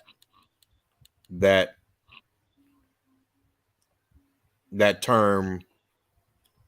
I'm just going to say term, or that name given to him officially. In my opinion, that's just my opinion. I think he's a good boxer, borderline great boxer. But I see him make a lot of mistakes that I don't think that top tier fighters are going to allow him to make without paying for him. So I think he's the champion now. I think he's done great in his career. But I don't see him as a complete prize fighter. I see him as a good boxer, borderline exceptional boxer, but there's a lot of things that I think he's missing from his arsenal in order to say he is the 135 pound king outside of the belts that he has. So how do you determine that? You say he has to fight one more guy. I'm assuming that you have a guy in mind, Yeah, or a list of guys out of those guys that he has to fight one of these guys. at least one more guy. Yeah, can you give us any names? Like, I mean, because Tank Davis. it's just a guy, a Yeah. guy. I mean, you say a guy. I mean, there's a lot of guys out there. Yeah, he needs who else is at 135 pounds? Vasyl Lomachenko, Gervonta Davis, Ryan Garcia. I guess he's no longer. He's just officially moved up. Yeah, so officially, yeah. So yeah, I would say Tank Davis. I Lomachenko, I think that would be a challenge for him as well. But I mean, Lomachenko. So when you say a guy, you're specifically saying he needs to fight Gervonta Davis in order to be the king of 135. At least one more. Yeah, exactly. To be clear. So not a guy. He doesn't need to fight a guy. He needs to fight Gervonta Davis. At least Gervonta Davis, yeah. And at the most, what? If Gervonta's at the least, then what's at the most? I don't really remember he's moving to 140 as well soon. Keep that in mind. I don't think anyone else can challenge him. I mean, I don't think anyone else can challenge him at 135. That's at 135 now, except for Lomachenko. Now Teofimo's up at 140. He went up to 140. Yes, sir. So I'm thinking the only other person who could really challenge me would be Lomachenko, but I think Tank stops him. Okay, so remember when after he beat George Kambosos, when he went on ESPN, who were the two fighters' names that he listed that he wants to fight next? I think the two I just mentioned. Right. I think. So, do you know who those two guys who they're talking about fighting? They didn't mention they were talking about Devin before Devin won those 4 belts, but now that Devin has won those 4 belts, are they talking about fighting Devin? Which ones? The 2 guys that you named and that Devin named. That he needs to fight at least one more guy. No, I know Tank is. Tank is what? He's talking about fighting Devin, but I don't. No, he is not. When have we haven't heard Gervonta Davis mention Devin Haney's name since before he fought Rolando Romero, and he fought Rolando Romero before Devin Haney fought George Kambosos. Well, I mean, there's the only thing I've seen on it is like internet clips where Tank is saying, "Hey," and I'm giving you the timestamp. Yeah, you go take care of your business. I'll take care of mine, and then we'll now meet. my question was, since Devin Haney took care of his business, he being Devin Haney went on ESPN. That's the largest sports platform we have in the United States. Do you disagree with that, or is this my opinion? I really don't care, but I mean, I'm just asking. I'm making a point. And I don't want to misspeak. I'm saying for me, but I don't want to. Then you turn around and be like, "Well, I don't think ESPN is the largest platform for the United States." Do you think there's a larger platform where Devin Haney could have said who he wanted to fight in his next 2 fights, other than ESPN? Let me ask you that. Well, ESPN is probably the largest platform in the world, if you want to get particular. So is the United States in the world? And the United States is in the world, right? Go ahead, man. Make your point. Okay, so he said what you just said. Devin Haney said Lomachenko, and Devin Haney also said that he wants to fight Gervonta Davis. Since he fought George Kambosos and took care of his business. And my question was, since then, what have we heard from those two in regards to fighting Devin Haney? Because if Devin Haney needs to fight them, do they not also need to reciprocate that energy and want to fight him as well, or push for a fight versus him as well? I really don't follow it that much because I really don't follow it like that. Like what you're talking about, you follow like you make a living off of it or something. I don't make my living off of this. This is something. Right. This is something for me to unwind. I don't do this. So when you're talking to people like us, then you gotta make sure that if you're saying like, well, he. Well, I don't think what you're saying is important. I think what you're doing is. How is it not important? It's not important because what you're doing right now. What you're doing right now is is proving that you spend a lot of time, knowing what I'm talking about. I agree. What's going on with this stuff? Right. I know what I'm talking about. I agree. Well, I spend a lot of time. I don't talk about things that I don't know what I'm talking about. Well, I know what I'm saying. What I'm saying is that Tank has shown interest in fighting Devin Haney, and because I've seen that. Now, what he's done lately, like in the last week or so, I don't know because I don't follow it that close. I don't follow it that close. But what's your point in asking whether Tank is asked to fight Devin Haney lately? What's your point in saying that? My point is that since even more than a week ago, Since Devin Haney has become the champion at 135, he has asked to fight Gervonta Davis and Vasyl Lomachenko. Okay. And on the flip side, since that happened, Gervonta Davis, we have not heard him saying he wants to fight Devin Haney. Okay. So and we why do haven't you heard think Vasyl that is? Lomachenko say, I want to fight Devin Haney. And So why do by you think your that point, is? by your point, and you're saying that Devin needs to fight one more guy, and these are the two guys, he can't fight those two guys if they don't want to fight him. That's my point. If they're not Okay. outwardly saying that they want to fight him, since he has taken care of his business, because that's what Gervonta Davis said. He said, I'm going to go fight Rolando Romero. You go fight George Kambosos. If you beat George Kambosos, let's make it happen. Well, he beat George Kambosos. And now he has gone out and says, well, are we still making it happen or what? And now his team is saying, oh, no, we're going to go fight Ryan Garcia instead at the end of the year. Okay. Vasyl So Lomachenko, Bill Haney has come out and said that he has reached out to the appropriate channels at Top Rank to find out what is Vasyl Lomachenko's intentions when he comes back in October, since he announced that he's coming back in October, right after Devin Haney said that he was coming back in October. Vasyl Lomachenko, it was assumed that, oh, well, maybe he's going to come back and fight Devin because Devin mentioned his name on ESPN. And then Bill Haney has said that he was informed that no, Devin is not the opponent that Vasyl Lomachenko wants to face in October. He wants to get another fight in because he's coming off of being in the war. Okay. So which is understandable. Your point? I just said what my point is. Your point is if anybody in the chat that's been listening to this understood my point, put in the chat, I understood your point. Is your point please? Is your point that Gervonta does not want to fight? Because you're saying that he didn't come back out and say. You said he didn't come back out. You want me to clarify it? I'm sorry. Let me finish what I'm saying. I have a little delay. So sometimes when you pause, I think that you're asking me to talk. So so D will say we understand your point. Okay, go ahead. What you said is that you haven't heard from Tank Davis to say that he wants to fight or Lomachenko, which I don't follow Lomachenko, so I don't know what's going on with him. But I do follow Tank Davis a little closer.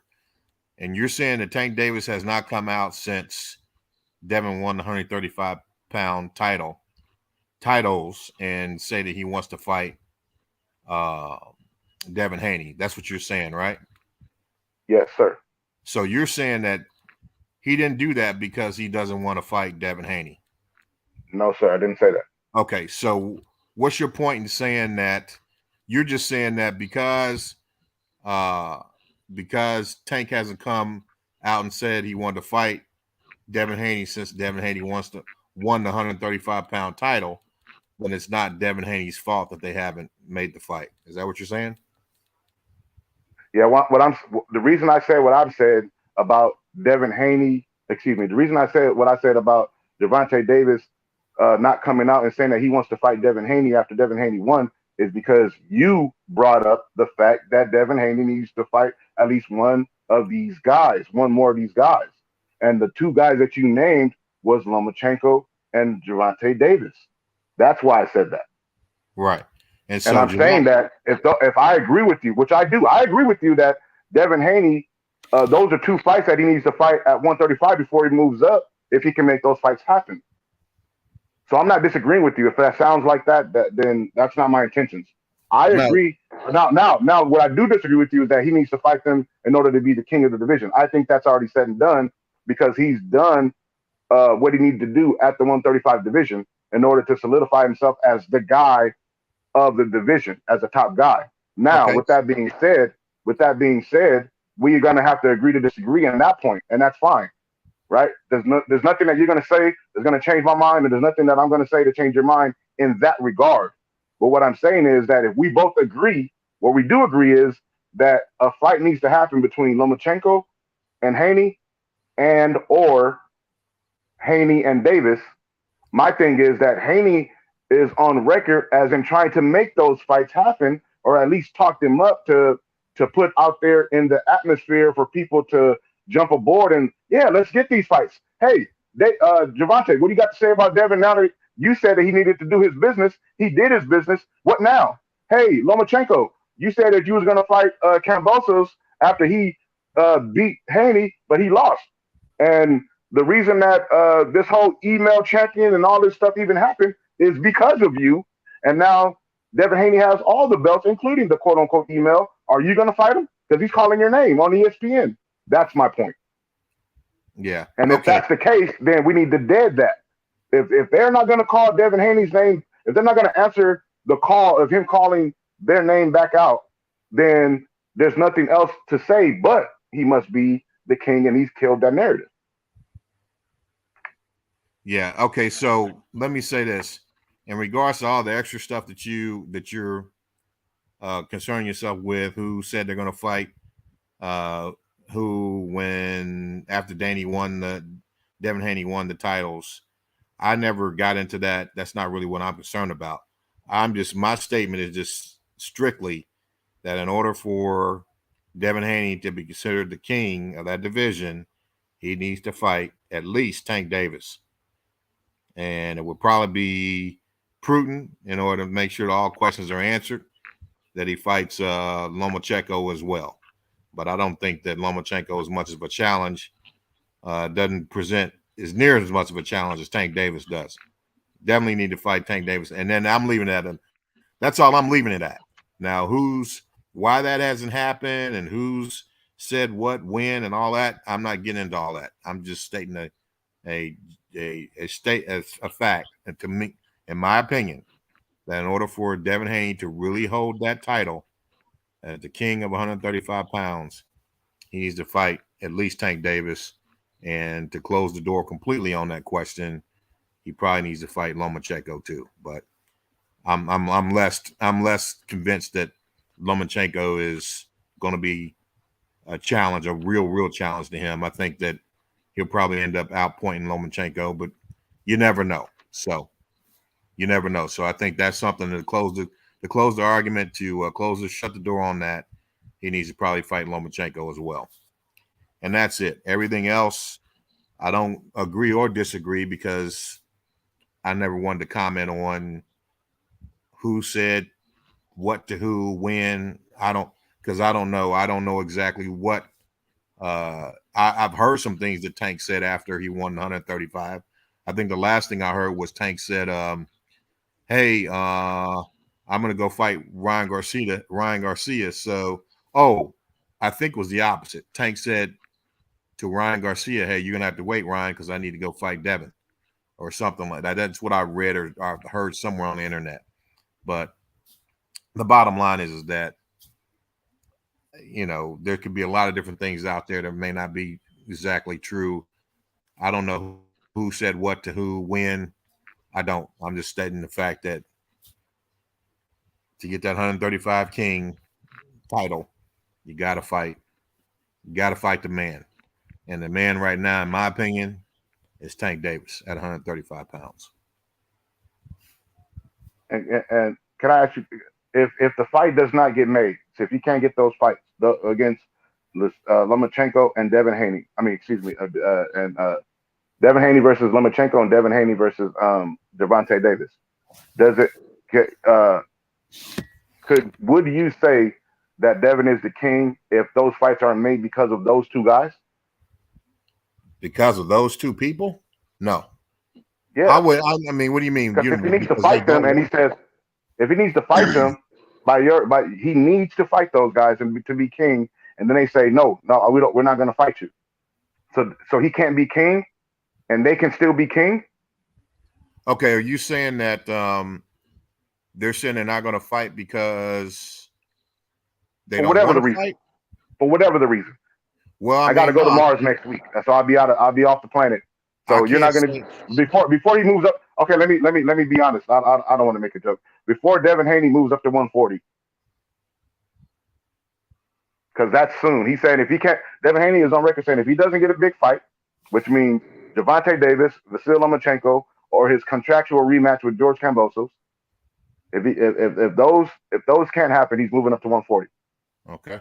So he wants those fights. He wants Oddly enough, Devin Haney wants what you and I want, which is for him to fight Gervonta Davis and Vasily Lomachenko, especially Gervonta Davis. That's the fight he wants, right? Yeah. He's confident in himself. That's the fight. Now, on the flip side of that, Gervonta Davis is a part of a team that is saying now, Coach Calvin Ford and Coach Kenny Ellis, and that part, the close knit people that are a part of Gervonta Davis's team since the beginning, they want Devin Haney. They want that fight too.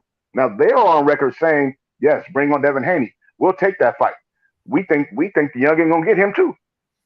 Now, the promotional side, in Mayweather's promotion, they're on a whole different page. They're like, it's a no-go. We're going to do something else. Gervonta's making a whole lot of mother effing money, and that's what he's going to be doing. They need to stop worrying about him. Now, if they saying they need to stop worrying about him, that lets me to believe that they're not interested in putting him in the ring with Devin. And if that's the case, how do you think that it's fair to say that, well, Devin left the 135 without becoming king because he didn't get to fight Gervonta Davis when it's not his fault? He's trying, but the other team, they're trying not to.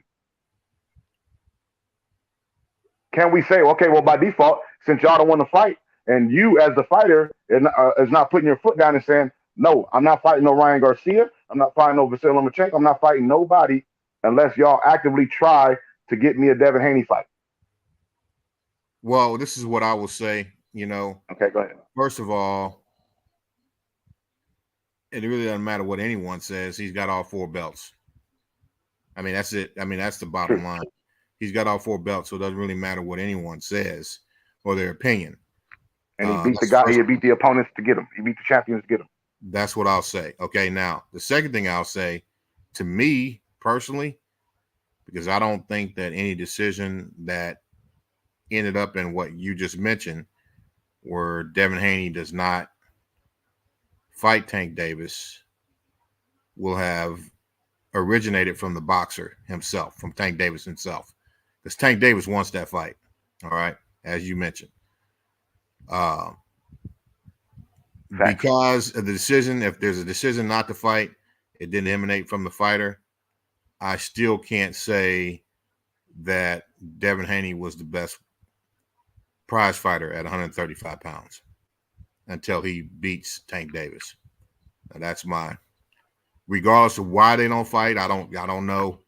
But as long as that reason, which I really don't think, 99.9% confident that if they don't fight, it won't be because Tank doesn't want to fight. It'll be something else that's going on. So I can't just say in my mind that I believe that Devin Haney is the best fighter at 135 pounds until he shares a ring with Tank Davis. That's if he moves up to 130, 140, 147, whatever. That's my answer. Interesting. All right. Fair enough. I mean, I just think that the fighters have the ultimate say. I think that's kind of where I stand. Is like, I feel like Gervonta Davis is the money guy at the division, and if he put his foot down, I believe that the fight could be made between the fighters. I think that's just the way I see it. You know what I mean? I think that if he went to Floyd, if he went to Leonard Ellerby's office and said, Leonard, I hear what y'all trying to say and what y'all doing. We can get back to business after I take care of this business. I think that they would have, because it's not like he's under contract. You have to fight this guy, and that guy. This is your contract. Here's the thing too. I mean, I think what we lose sight of that these fighters, because Tank is like what, 27, 28 years old. He's knocking on 30. So I mean, for me, it's like, okay, one of the things that we need to see as well is that these guys, they're at the age now, especially Tank. He's at the age now, he understands he's a prize fighter. So he fights for a prize. And so even though he wants to prove he's the best, there's also a business aspect of it that he's becoming more and more aware of that he takes into account when he makes those decisions. So, I mean, if for some reason, and you got to admit, Tank has got a huge following in comparison to Devin Haney. But even Tank's following, I don't think Tank's following could carry that pay-per-view or that fight in order to generate enough income to make sure both of those guys got paid. So I agree with what Santos was saying earlier. When you talk about the fight between Haney and Tank Davis, you have to take that into account. And because these guys are prize fighters and they only have a certain amount of time, a short window to take advantage of their youth, skills, abilities, to maximize that money-making potential is a responsibility they have not only to themselves but their families. So I would think that if it was me and I was thinking about it, I think the most prudent decision at this point for Tank Davis is to get that Ryan Garcia fight, because right now it may not be wise from a prize fighter business aspect to fight the Haney fight. But I do think at some point that needs to happen. I do think at some point that needs to happen in order to, if either one of those guys are going to say, hey, I am the actual king of 135 pounds, they need to fight each other. But I mean, that's just strictly the sports competition portion of it, and it doesn't really take into account the financial aspect of it. So I agree with that. Everything you said was what you just said made sense. My only thing is that Gervonta was the same age that he is now when he said Devin can get it next. So if he's understanding now the business aspect, he understood the business aspect when he said, Devin, you can get it next if you just take care of your business with Cambosos. Yeah. So I think that the money is there. That's where I don't remember what Santos said. Maybe I probably missed that part, but I believe that there is money there for a fight to be made. I think there's as big of a prize fight to be made for Gervonta Davis versus Devin Haney as there was for Rolando Romero versus Gervonta Davis. I think there's as much money to be made as a prize fight in Gervonta Davis versus Isak Cruz as Gervonta Davis versus Devin Haney. One thing I do know about Devin Haney, I don't know about Isak Cruz. You don't know what about Isak Cruz? Well, I mean, I don't know. I don't think that was a last minute. That was a last minute replacement for Rolando Romero. But yeah, right. And when that happened, Eddie Hearn and Bill Haney came out and says, "Hey, we'll forfeit what we're doing and we'll replace Rolando Romero and be that fight for that last minute opponent for Gervonta Davis." Well, I think the only reason that fell through in regards to their expectations for that Isak Cruz fight is because it was so close to the fight date when a replacement took place. But the fact is Isak Cruz had a whole country behind him, or Mexico City. Okay, which, if you got Mexico City, you pretty much got Mexico. I think the deal with that fight is that it may have not generated the support because of the short notice that people needed to have in order to purchase that fight and support that fight financially from Mexico. But given the pandemic, everything else that's been going on in the world's economy. But typically, if you want to generate more income, when you have two prospective fighters, it would be good to have a fighter on one side of the fence that had a whole country backing him, and then another fighter that had a significant amount of followers as well, like Tank Davis. So when you look at a money aspect, I don't think you can really compare a fight with Davis and Devin Haney to a fight with Davis and Cruz, because Cruz has a whole country backing and supporting his career. I think that whole country behind tagline, that I think that's been misused and misappropriated so many times in boxing, because in order for first of all, nobody has a whole country behind them. Nobody. There's going to be somebody in the country that ain't supporting you. Oh, now, sure. with that being said, that's been so overused, misused, and misunderstood when it comes to boxing. When Floyd Mayweather was saying that, he was talking about established fighters who people in the country knew of and supported already in droves prior to him fighting them. Isaac Cruz doesn't fit that narrative. Isaac Cruz, there wasn't Isaac Cruz doing a campaign in Mexico where they just knew who Isaac Cruz was. I talked to people who watch boxing that are from Mexico. They are only American as an American citizens. They are Mexican nationalists. I talked to them and they had no idea who Isaac Cruz was. Mm-hmm. And these are guys who watch boxing. So he didn't have no whole country. Here's the thing, that's a false narrative. That is a false equivalent where they try to use that narrative that Floyd Mayweather used to use when he say, "I'm going to fight a Manny Pacquiao or a Ricky Hatton or a Marcos Maidana."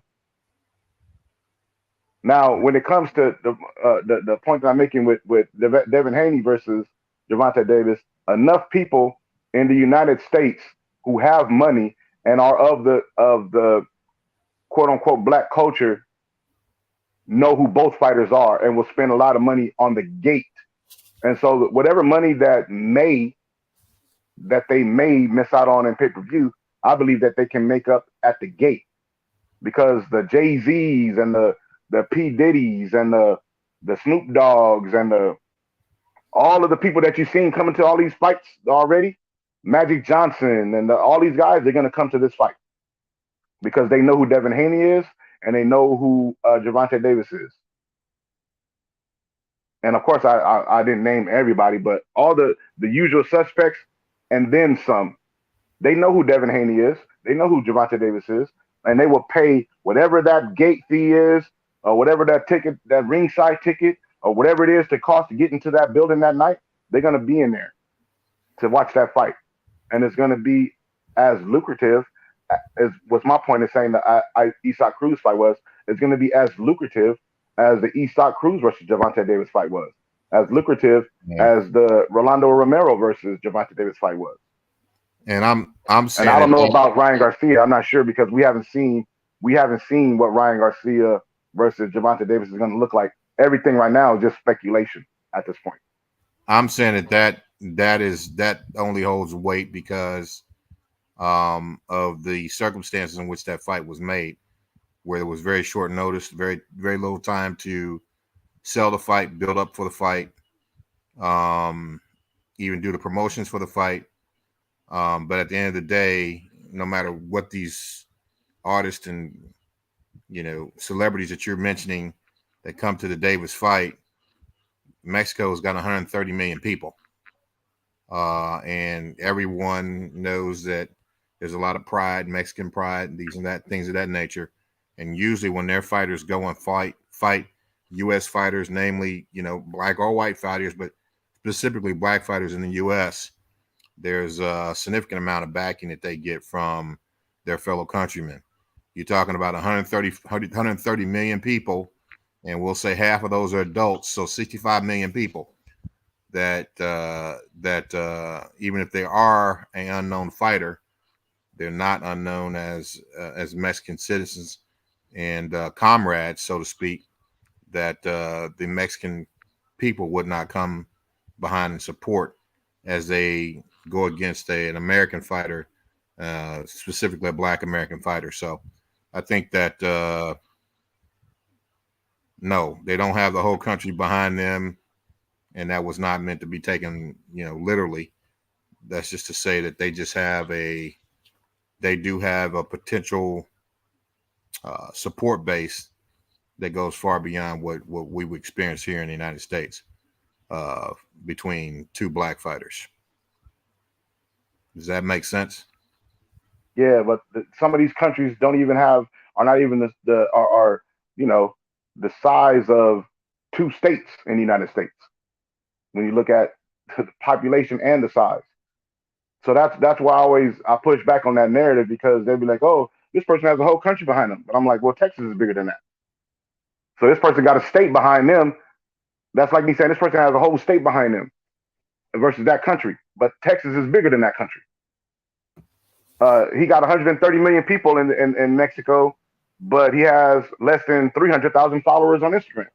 Well, you already they're not following him like that. They're not like Ryan Garcia got 9 million followers on Instagram, but that's not translating into views of him on his fights. So these narratives that people come up with, these talking points that people come up with about countries and fan bases and popularity, they're good talking points, but at the end of the day, although it's a business and these things are factors, and I have to, I'm not being facetious. I'm admitting these are factors that go into making big fights, right? Because I think that is your overall premise. Correct me if I'm wrong. Is that these are factors in making big fights, right? Who can bring who in to help the promotion and to build the fight to make it the biggest that it can be, right? Sure. But at the end of the day, the fight just has to be big enough. They're rarely, if ever, going to be as big as you want them to be or as you project them to be. Sometimes they'll go off the scale higher than you projected, but most of the time you're going to have to lie about the numbers, and we see that often. It was around this many pay-per-views or this whatever. This was the gate, and then right. Some people, they just cover the numbers up altogether, like we see with it's hard to see what the Zen even has with the numbers because they're a subscription-based app. So you don't know who's subscribing to see a fight versus who's subscribing to see rugby or who's whatever the case, whatever darts. We don't know what the subscriptions are for sometimes, and they're not releasing those numbers. Mm-hmm. You know what I'm saying? You can't say, well, this Ryan Garcia fight versus Javier Fortuna peaked at this particular number, because there's no. Well, how do we know what the peak was? Right. You know what I'm saying? Yeah. But we do know that ESPN has a lot of money. We do know that Showtime Sports has a lot of money, and that Showtime is with CBS, and that ESPN is with Disney. So there's a lot of money to pull from if you can make it make sense, and that's up to the promoters, the networks to get behind. Everybody on Showtime knows who Devin Haney is because they used to have Devin Haney. Everybody, Steven Espinoza, who's in charge of Showtime Sports, he knows who Devin Haney is. They've done business with the Haneys. Everybody on ESPN knows who Gervonta Davis is because they've done business with Mayweather Promotions and Al Heyman with his PBC TV show before. So we've already seen cross-promotional fights between the two. There's money to pull from. So why didn't ESPN support that fight, the one that we're waiting on, one the world's waiting on, Spence and Crawford? Why didn't ESPN make the fight? Support that fight. Put the money up for that fight. Support the fight? Yeah. I don't understand. Like, when you say support, you said put the money? Provide the financials for the fight. Because it's a joint thing. So, like, let's say it's a joint venture. right? Because if they put the money up, then they can dictate certain things, right? When you put the money up, if I put money in your pocket and say this is for this, then I'm hey, we'll do it like this or don't do it like that. Kind of like in Hollywood, I'm into filmmaking, right? So in filmmaking, the studios will put a bunch of money into a project, but then you be like, okay, this is the story I have, and they can tell you, there's not enough diversity in your storyline. Can you put this character in there because we need to hit this kind of audience? They can start dictating that, right? Same thing with if ESPN puts all the money in, then they can dictate, oh, well, since we put the money up, we're going to have it on ESPN's platform only, and we're going to have a ESPN pay-per-view, do it that way. But then Showtime Sports can be like, wait a minute, we want to do this and do this and do that. We want our networks to get some of this play too. Yeah, I guess we put the money up, so they have to have a. There's so many moving parts. There's so much money involved that everybody has to cross T's and dot I's to meet at a particular apex for that fight to happen. And it sounds like we're close to it. So ESPN's going to put up the right amount of money, and Showtime's going to put up the right amount of money at the particular time. Now, I'm talking about at that particular time, right?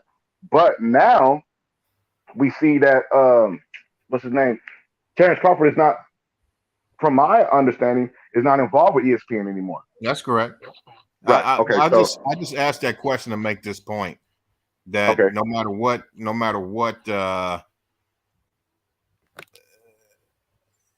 aspect you look at in regards to the fight, even when you talked about Tank Davis, you talked about all the black celebrities and all the black community coming out and supporting his fights. Even subconsciously, you admit that there's an ethnic or racial factor that takes place when you talk about professional boxing. And ESPN typically doesn't get behind black fighters like that. That's my whole point. And so, when you talk about, these ESPN in particular participating in the building up of a significant fight between two African-American fighters, I don't see that happening. Okay. Showtime, okay, that's a little different, but ESPN, I don't see that happening. Haven't seen it happen in a while. I mean, maybe you have. You can help me out there, but at the end of the day, there is that aspect of it, and it pervades every other area of society. So this is no exception. So I don't see. That's why I said that when you talk about Cruz, no, he literally does not have a whole country behind him, but he has a potential support base of 65 million people. I'm subtracting all the kids and elderly. I'm talking about 65 million people that may be able to afford a ticket or a pay-per-view subscription if they have enough time and have enough time to prepare for it and enough publicity and advertising promotion in order to get them brought up to speed who Cruz is, when the fight is, who is going to be fighting, the background of the fighters, and so forth. That's one of the major reasons that you have promotions, because you're really trying to not just increase the expectations of those people who follow boxing, but you're trying to get the fight out to those who are pretty much outside the boxing community as well. That's the goal, to bring others in and a lot of times Mexicans more than any other country support boxing, support their fighters, especially when they go and they fight other boxers or other fighters from a different country, specifically the United States, and specifically black fighters. So that was my point. Yeah, point taken. When I'm saying the black celebrities, or quote unquote black Hollywood, when I'm referring to them, I was specifically talking about the gate, and how and when I said that, I made sure to say that I was saying whatever money that they wouldn't get on a quote unquote pay-per-view, which I think I think it would be fine. But whatever money that they would not get, or in terms of their expectations on a pay-per-view, they could make up for at the gate, because these guys who will pay money, top dollar, to see these two fight. That's why I said that, because at the gate you can charge whatever the ticket price is that you want to for these ringside seats, the surrounding, anything close by, and then even charge a lot for to get people in the building at the top. You know, those top tier seats. I mean, not top tier, but like, you know, top level seats. You know, those prices could possibly go up. So you So I think was that would bringing those actually guys up. I was bringing those guys up.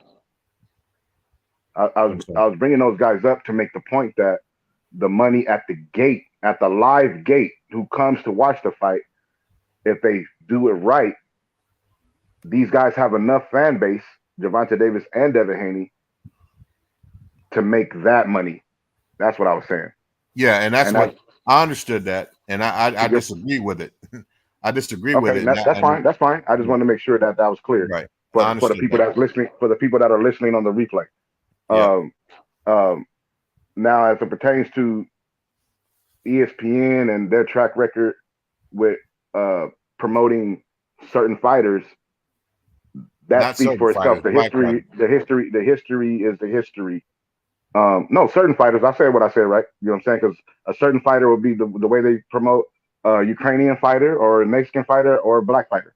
So the way they promote certain fighters, the historically has shown that it's not the same. It's not on the same level playing field, right? So that it speaks for itself.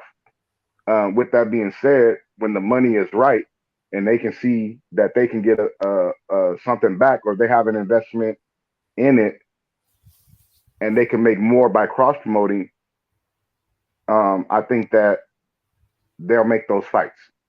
Whether it's Deontay Wilder versus Tyson Fury, or Gervonta Davis versus Devin Haney.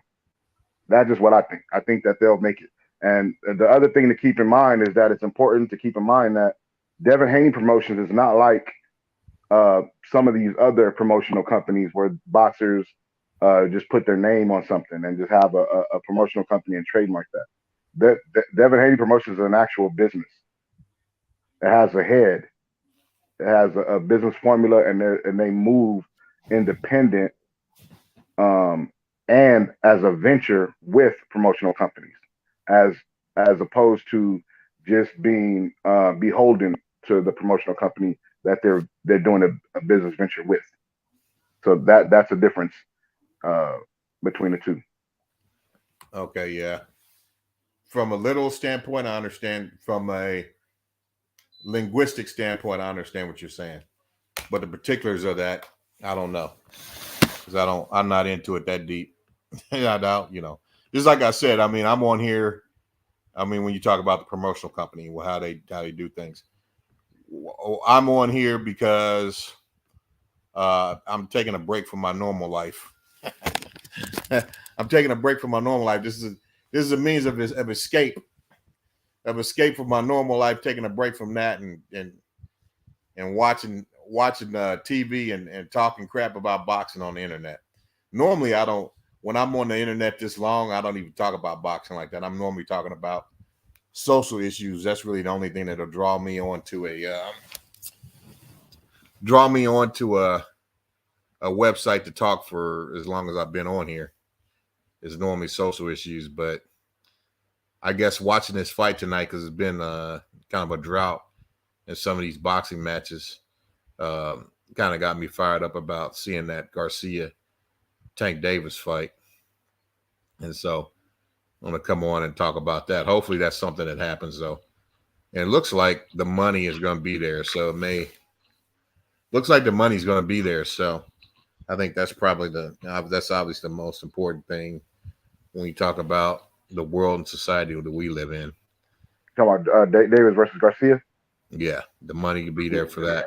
So it looks like it. So, yep. Well, great talking to you. What's that?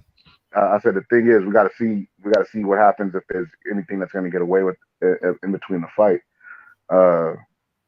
You know, we've heard. There's two things that we've heard, or that I've heard. I don't want to. I'm not French, so I shouldn't be using we. Right. There's two things that I've heard that give me cause to pause. Now, I believe that the fight could still happen, but two things that I've heard that give me cause to pause. One, where De La Hoya and Ryan Garcia, I believe they were saying that the fight needs to be a 50-50 purse split. And two, which, like I said, as of the weigh-in the other day, or was it the presser? Yeah, the weigh-in the other day, that Ryan Garcia is now stating that in order for a fight between him and Gervonta Davis to take place, it must take place at 140. Yeah. Those are two things that I'm like, wait a minute. Has that been a part of the conversation the entire time? Because Ryan Garcia just said, well, I was just thinking about the other day, should I stay at 140 and never go back down? And then now he confirms, well, I'm not going back down. And I'm wondering, has that been expressed to the team of Gervonta Davis? You know what I mean? When they have already said that they're dealing with their weight class and their weight class only in recent comments. So that's kind of giving me cause to pause to think that this fight may not happen and that they may not really want the fight if they're asking for a 50-50 purse split. As if that's a make or break part of the deal, and this weight class thing, if that's a make or break part of the deal, you know, because Gervonta Davis can easily say, there's nothing that you've done to prove that you deserve 50-50 when I've done pay-per-view and packed stadiums in the same stadium that you were just in. I did that already at Staples when it was Staples Center, and it was really popping. But I've also done it in other states like Georgia, New York. You see what I'm saying? Yeah. So Las Vegas, there's no financial precedent for you to be able to demand the numbers that you're demanding, and you don't have the power to dictate what weight class I fight at. You come where I want to come. You know what I'm saying? You come where I want to fight at. I don't fight where you want to fight at. You fight where I want to fight at. Yeah, he said, I'm never going back to 140. Yeah, that seemed for no reason, right? Yeah, I think something, and I'm paraphrasing, but he said something to that effect, right, brother? Never go back to 135. Yeah, he said that. Yeah, it seems like he was running. He seems like he was definitely running from Devin Haney when he said that. But I also think that like you said, it may be a ploy that he has to run from Tank as well. But along with the financial thing you just mentioned. But here's one thing that hasn't been a precedent hasn't been set for, and I can't understand why, is that when you get these fighters that are in discussions and they cannot reach an agreement in regards to the purse split, 50-50, 40-60, whatever. Why isn't there a contingency that's made based on the outcome of the fight? Like, for instance, okay, you say, all right, we'll go 50-50, but 10% goes to the winner. An extra 10% goes to the winner. Or, you know what I mean? Like, there's a contingency that says, okay, we can go ahead and split it, but if you lose this fight, then, the winner gets an extra 60%, an extra, 10%. So it ends up being, 40-60, 60-40 split.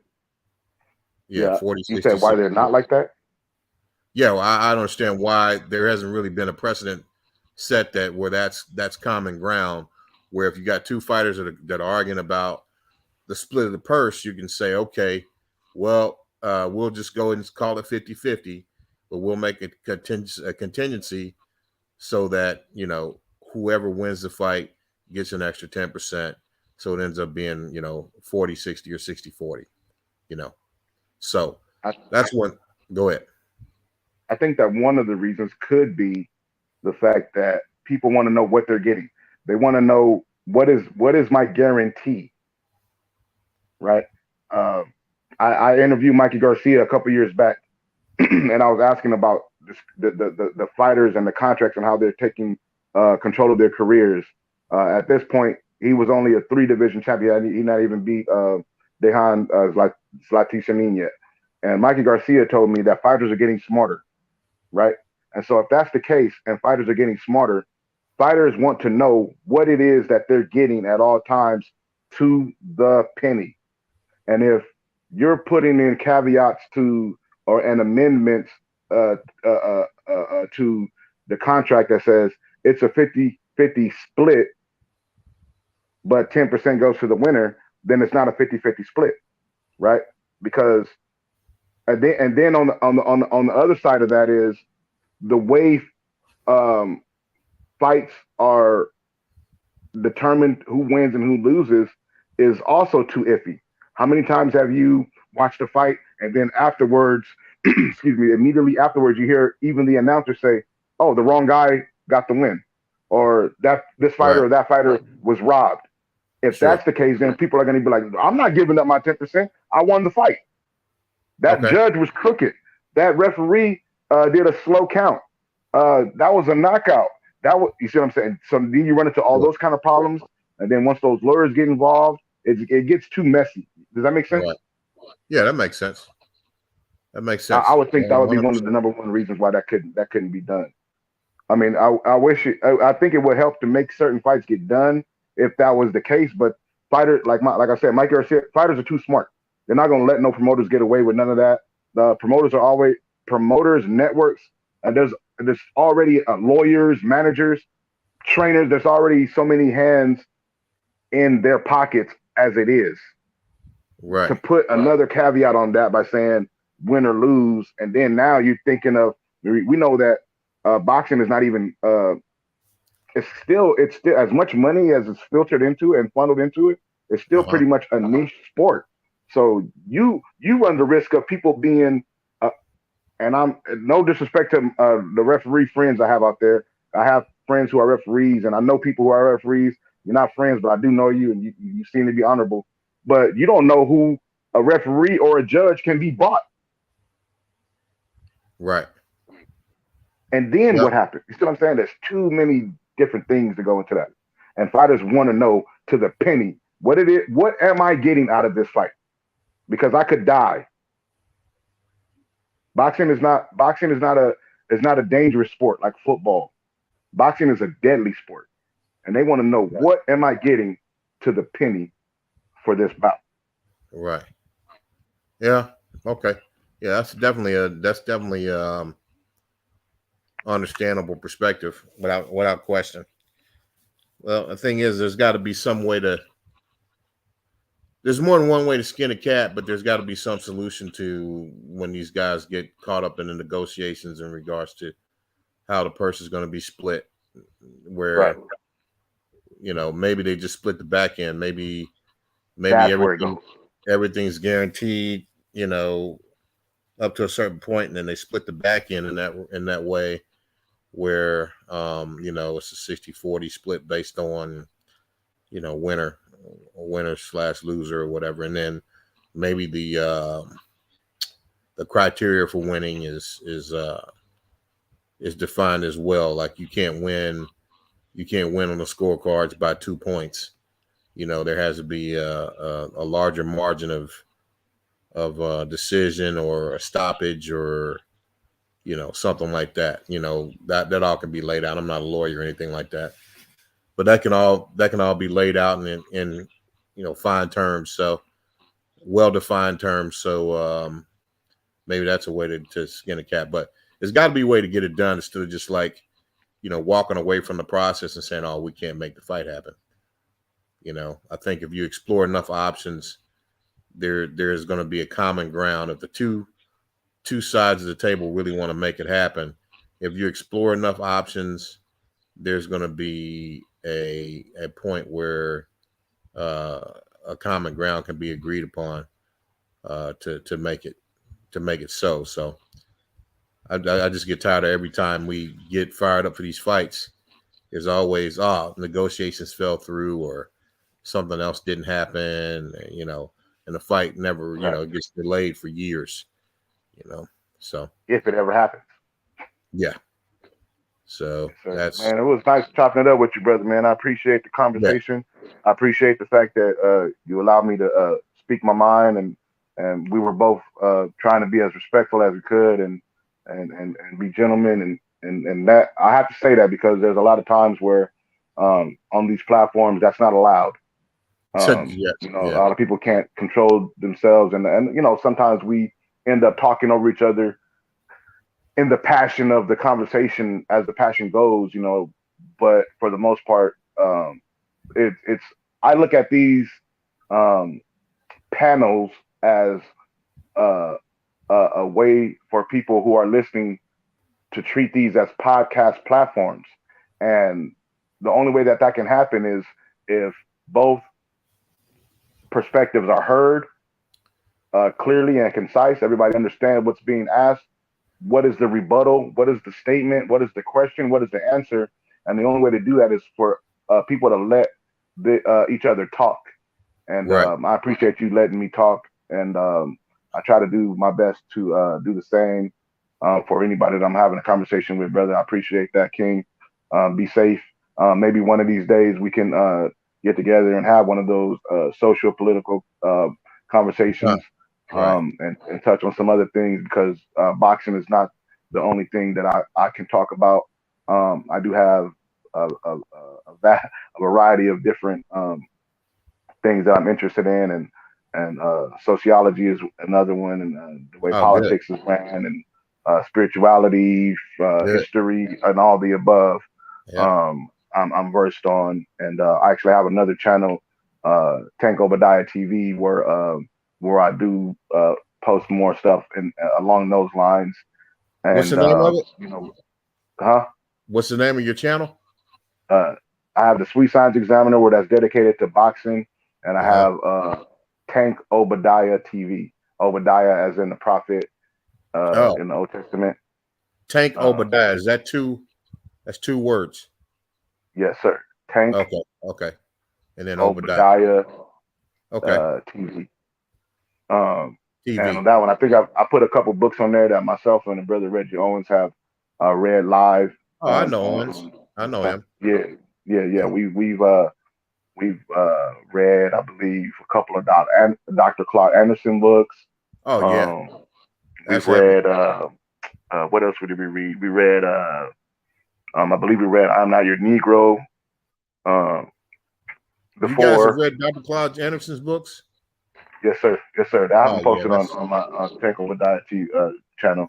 And we also read James Baldwin's I'm Not Your Negro as well. I think we read Powernomics and you guys Black read Labor and White Wealth. Are you familiar with Black Labor, White Wealth? Oh yeah, Black Labor, White Wealth. That's we read that one in its entirety, and we read Powernomics in its entirety. Oh yeah. And we read like I said, I Am Not Your Negro, but we also read The Spook Who Sat by the Door. Okay. Yeah, Black Labor, White Wealth is it puts all the reparations arguments and all that stuff it puts it all to rest. Because once you read that book, you know for a fact that if you are foundational Black American or descendants of slaves, of chattel slavery in the United States, then you're owed. You just haven't been paid yet. If you read that book. And then the other one, Powernomics, very powerful. That's good stuff, man. Anyway, I can tell you on it, brother. By the way we was talking, like I said, we have some things that we disagree on, but there's things that we do agree on, and some of the things that we disagree on is kind of minuscule, but some of it, in my opinion, and I hope you don't misunderstand what I'm saying, because I don't mean it in a malicious or disrespectful way. Some of the things that we disagreed on, to me, it was because of your lack of interest in following the sport the way that I do. You understand does that make sense? I agree. There's certain things of it. There's certain things that I know details and a lot of other things, and I'm like, I can't hold that against you because you were not aware of this or that went into certain things. And like, I've been watching Gervonta Davis entire career because I heard about him before he turned pro. I've been watching Devin Haney his entire career because I was sent video of him before he turned pro.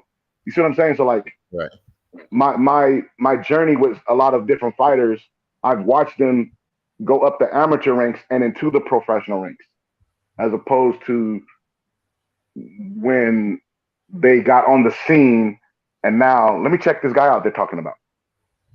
Right. So I don't hold that against anybody that I speak to, but I know that sometimes I come across like I'm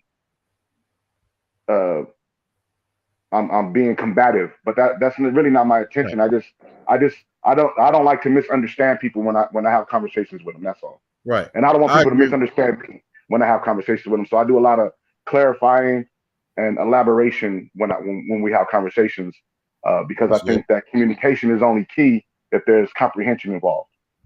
Right. I agree. Hey, one of the things I was going to say too is that I agree 100% in regards to making sure that you hear one another out and allow one another to complete your thoughts and then respond to what's been said and that dialogue to happen with that type of structure. I think that's very important. And what I found in and that's why I appreciate you, making sure we established that and then we went forward from there. Because what I've seen in a lot of these forums is that when you have people speaking over one another constantly, that's what I've found is that it looks to the casual observer that is a sign of ignorance. But what I've found by dealing with some of these or listening to some of these forums or even participating in a few is that it's not really a sign of ignorance, because what you find out, that's not, there a certain portion of it is, but the majority of it is due to just a lack of unity and a lack of respect. And because, and I come to that conclusion because when I hear a lot of these guys talk, it's not that they don't have the intellect or the intuition to observe the environment that we live in and describe what's being experienced or seen accurately and provide value to the conversation. It's not that they have that problem at all, but it's just that when you have folks talking over one another and not being willing to hear one another out and learn from one another, because then that's when you have the impression of ignorance, and it's not ignorance at all. It's a lack of respect and a lack of unity, a lack of structure, which is the main problem that we experience in our community. It's not that there's not intellectual capital that exists within our environment. It's just that we have been programmed to see one another through the eyes of oppression and the eyes of oppressors, where we really don't respect one another to hear one another out and learn from one another. But the aggregate effect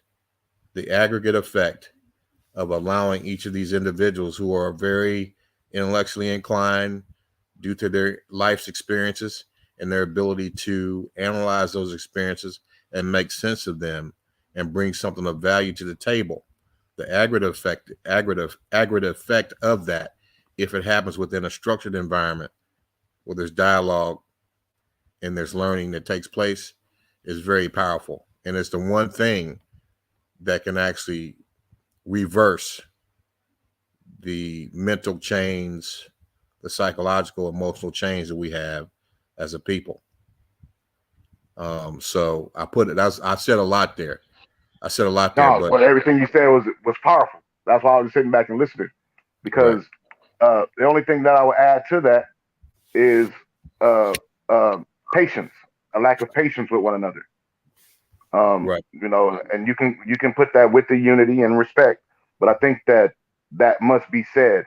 A lot of times on panels, we don't have the patience in dealing with our brothers and sisters, right? When we're talking, especially a lot of these panels are predominantly men.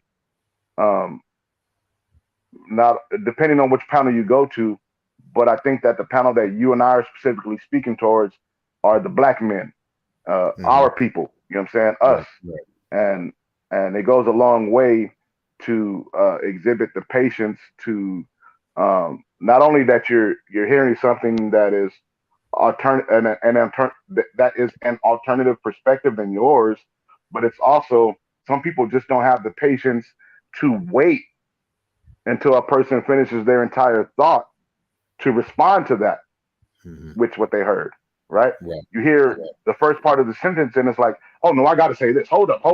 No, I don't want to hold up. I want to complete this thought. Let me complete the thought, and maybe your question will be answered once I give you the finished, completed thought.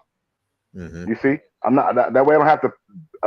You don't accuse me of adding this and putting this in there and putting that in. No, I have a complete thought. Within that complete thought, I'm going to say this, but I'm going to explain why I said this by saying that.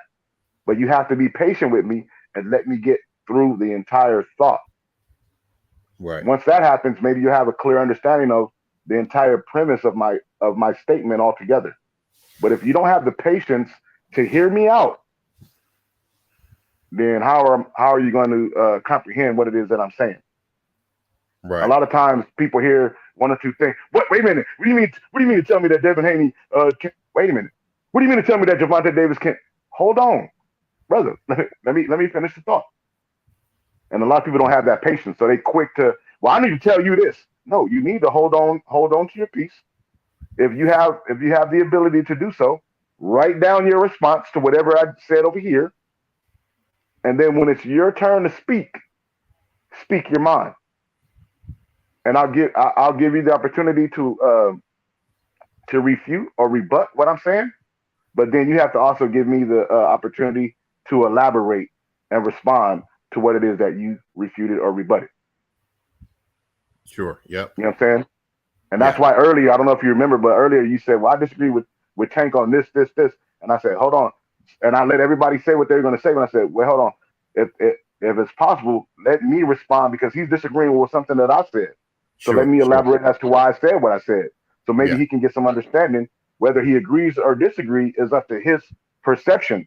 But what he's not going to do is misunderstand and misrepresent what it is that I said. Right. Sure. You know what? For me, I'll be honest with you. Participating in like discourse like that could be considered debate, it's okay. I mean, I don't have a problem with that. But I rarely, I mean, really rarely, I mean, I could count them on one hand, times that I'm willing to do that over something like boxing. You know what I mean? I usually don't participate in that type of debates. The debate that I got into and the conversation I got into with you tonight and other folks, I rarely do that about boxing. The only thing that can like get me going in that regard to participate in a debate or a conversation that pretty much goes back and forth for hours has to do with something that's real life issues for me in regards to social issues that we experience. Really that's the biggest thing that I see. There's a lot of things that are going on in the world right now that you can only have solutions for through what they call dialectic truth, which is the arrival at truth through discourse and dialogue, and that's structured discourse and dialogue. So when we participate in that, and you hear the different perspectives and truths of those who are involved in that conversation, and it happens within a structured way, then that's where you come to realize the absolute truth through or dialectic truth that describes what we're dealing with, and really some of the solutions and solutions on how to rectify some of the problems that we have. So for me, doing that type of debate is only worth it when I'm in subjects like that. I don't normally participate in those type of debates when you're talking about boxing or sports. I just don't. But because that's entertainment. That's entertainment. Even though those forms of entertainment do replicate some aspects of life, what you have to do in the boxing ring, what you have to do on a basketball court or whatever. But it's just a little too much on the entertainment side for me to be in a debate or back and forth discourse about it. So I typically don't do that. So this is an odd situation for me too. Well, it may not be for you, but it's an odd situation for me. Yeah. I've been kind of practicing and doing it for a while now, so I've kind of got the lay of the land, a little bit used to what to expect, and I've been able to utilize my skill set in communication to navigate my way and make the necessary adjustments where I needed to make them to make it work. You know what I mean? And for me, what helps me is that I don't view it as debating about boxing or debating about basketball or debating about whatever the sport, whatever the case may be, right? The way I look at it is I am presenting a perspective based off my understanding of whatever it is that I'm talking about. All right. And once I do that and I lay it out, I try to make sure that I use the appropriate words that is going to express my thoughts. And then after that, and I hear your response to it, I'm going to defend my position. That's it. I don't care what it's about. We could be talking about a social political issue or a sports issue or a historical issue or a spiritual issue. It really doesn't matter to me. The issue is what I said is based off of my years of experience and studies in whatever the field it is that I'm speaking on. Because if I don't know what I'm talking about, I'm not going to talk about it at all. I have no interest in sounding smart just for the sake of sounding smart. I have no interest in that. It's very easy to determine when somebody is talking about something that they have no idea what they're talking about. It's very easy. Right. They'll start to tell themselves as they speak, right? Yeah. I have no interest in becoming that. So unless I know what I'm talking about, unless I have done some sort of research in this area or this field of perspective, I'm not going to give my thoughts on that perspective. So at that point, I'm defending my position. I'm not really debating boxing. I'm talking about what it is that I said. The boxing is just the topic of conversation. And I'll do that whether we're talking about relationships, family, et cetera, et cetera, et cetera.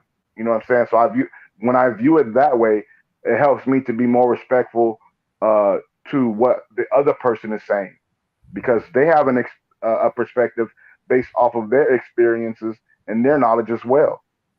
And maybe we're not on the same level. Maybe their level is higher than mine, or maybe their level is lower than mine. But either way, I have to respect their level where they are.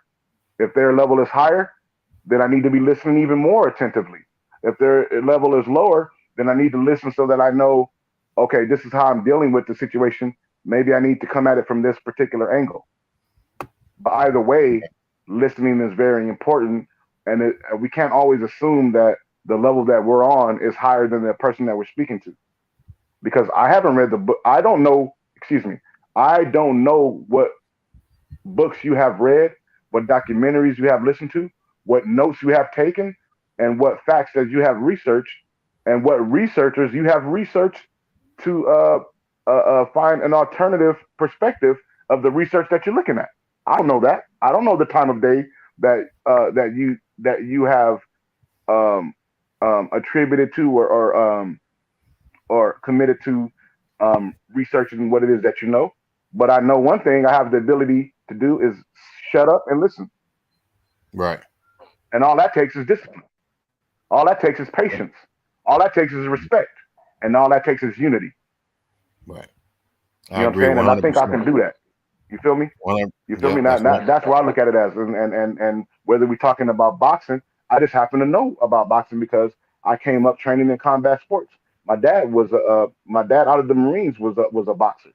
You know what I'm saying? Okay. He was an amateur boxer. He was a Golden Glove champion. I've been learning about boxing. I can't remember when I wasn't learning about boxing because, like I said, I started training on how to fight when I was 5 or 6 years old. Right. So I don't know anything. I don't know any memory of not knowing about aspects and the nuances of combat sports. Mm-hmm. Same thing with other sports. Basketball. I grew up playing basketball. How many? You know, it's hard pressed to find many black young men who didn't in the United States. I Mm-hmm. grew up playing football when I got to high school and I played football and semi pro. So and throughout this entire time, in my household, we were encouraged to read from grade school on. So by the time that we're adults now, I have a vast collection of books and Right. readings that I like to read and authors I like to hear from and points of documentaries and lectures that I like to listen to because knowledge is something that's cool to me. I Yeah. was raised like that. You see what I'm saying? So it's not Mm-hmm. something that's foreign to me as an adult where it's like, man, that's boring. So when somebody tries to, I'm not saying this about you because I'm going to say something that you said, but I don't think that I didn't interpret it as you saying it this way. But when somebody tries to insult me by saying, well, it sounds like you spend a lot of time on this. Uh, it sounds like you talking like you do this for a living. Yeah, I'm making this. This is one of my many brands that I'm trying to build. Is I'm talking about boxing. So yes, I am heavily invested in knowing what it is that I'm talking about. Mm-hmm. You see what I'm saying? So Yeah. I take Sure. it as like, well, you're gonna use that to slight me. It just means that I know that I've taken the time to make sure that I'm talking about something that I know what I'm talking about. If I Mm-hmm. say the timeline is Javante Davis said this, do this, and then Devin Haney did that, and now we haven't, and mum's been the word since then. I'm talking about something that chronologically happened for a reason. And I love Javante Davis and I love Devin Haney. You see what I'm saying? But I got to call a spade when I see the spade. Right. That's all. I would Right. love for him. I personally, I can't say that Devin needs to fight Javante and then not say that Javante needs to fight Devin as well. I can't say that. I Right. personally believe that once Shakur moves up to 135, all three of them should fight each other if it happens soon. But like I said before, Devin Haney has already been on the record before Shakur even started talking about coming to 135 and saying that he is soon to move up to 140 because it's difficult for him to squeeze into 135. Right. So who am I to say that this guy who is the one that has to go through the physical um, um, tribulation of cutting the weight that he can't move up until he fights this guy or that guy. When this guy or that guy is not actively willing to fight them as well. They're going after, well, this is a money fight. I need to make this money first. Yeah, but this guy's saying he's not going to make the weight much longer. So if you really want to fight him, don't you want to fight him now? Because your money's not going to go anywhere if you are who you say you are. Yeah. A loss doesn't define a fighter. I don't care what people say. They can try to paint that narrative all they want, but I've seen fighters lose that their names are still relevant. Case in point, Vasil Lomachenko. Well, there's He a has two reason losses. why there's Sugar more than Shane Mosley. Sugar Shane Mosley. He had yeah. multiple losses, and people still wanted to see him fight Floyd Mayweather. Yeah. You see what I'm saying? So there's a Yeah. there's Well, there's that was a different environment back then, though. You can have a loss, and then it didn't really mean a lot. That did define fighters, but Floyd Mayweather with that 50-0 record, he kind of changed that, and that's the stigma that's rampant with boxing now. No one wants to have a loss. I think I guess the more contemporary example of that, of what you're saying now, is the brother. What's the brother with the sharp suits? Just retired, welterweight. Uh, Big lost to Keith Thurman, lost to Earl Spence, welterweight. His father, Sean Porter. Sean Sean Porter. Porter. Sean Mhm. Porter. He's probably the most recent or contemporary example of a person that could take a loss and still be relevant. But a lot of boxers now, when they take those losses like that, they they don't have the same mentality or the same spirit about taking losses. So they will avoid competitive fights in order to keep their undefeated records because of the example that Floyd Mayweather set. Not that he didn't fight the folks that he was supposed to fight, he just did it without a loss. So, but anyway, man, I'll let you finish up. I'll let you close out. But I'm done talking about boxing tonight. And what I will say is, when it's all said and done, that again, this is an oddity for me because I don't ever go back and forth about boxing. That's why I appreciate you doing it. Yeah, I pretty much I'll say my piece and then that's it. I usually don't use that energy unless it's something that I think is outside the realm of entertainment. But anyway, go ahead. I'll let you finish up, man. I'm gonna say good night. Yes, sir, brother. Man, I appreciate that because that means that there was something that we were saying that was worth your time spending on here to chopping it up with your brother, and so I can do nothing but view that the fact that you spent this time talking to me as a appreciation to the conversation that we've had. The last thing I'll say about the boxing aspect is that's where I was going to go next. I was going to talk about not only Sean Porter but Jamel Charlo as well because I want it to be understood that it's not really the boxers, it's the fans of the sports that puts the weight on the wins and losses. Um, the boxers, no fighter wants to lose ever, whether it's their first loss or their 21st loss. Um, it's a thing with the fans that are dismissing the appreciation of the fighters, and they're calling fighters hype jobs and see, I told you he wasn't nothing. After they lose, that is the issue. Well, what Floyd Mayweather did when he went undefeated. I'm not talking about the 50-0 because that's a different thing. But going undefeated is something that Joe Calzaghe did. It's something that uh, Ricardo Martinez did. There's been other fighters who have gone undefeated. It's something that Andre Ward did, right? The difference is that Floyd talked it up, but the reason he talked it up was because people were talking down on him about fight this guy or fight that guy, fight this style or fight that style. And he was like, man, you guys say that about everybody. You know, every time I fight somebody, you say, well, fight this style. Then I fight that style. Then you say, well, fight this style.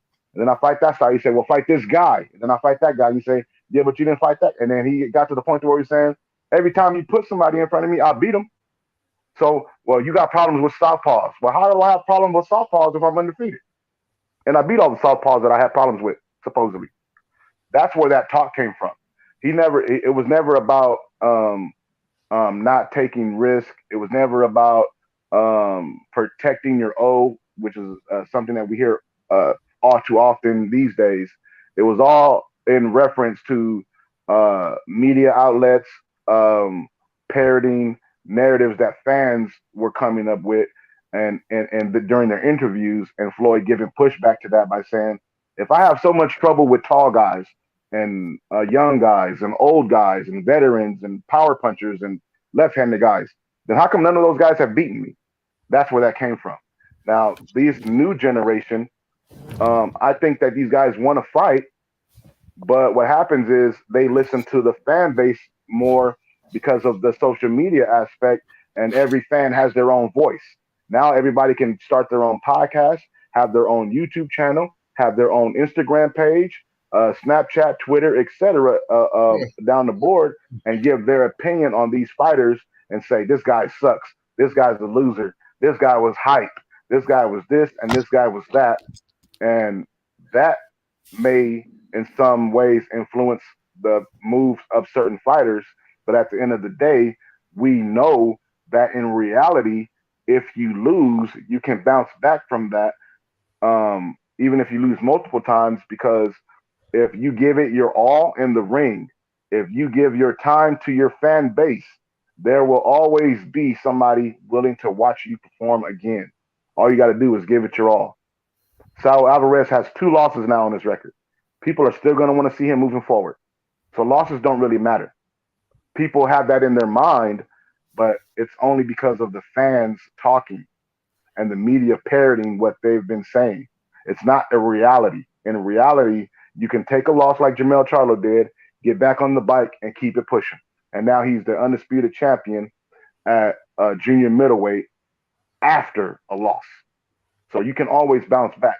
And I want any fighter that's listening to the boxing section, because I know that there are a lot of boxers that are friends of the boxing section.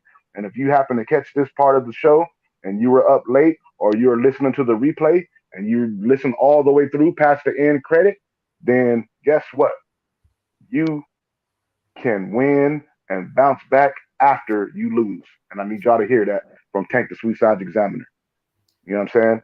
Don't let these narratives, don't let these stories, don't let these fans, don't let the mainstream media tell you that because you lost, you're no more.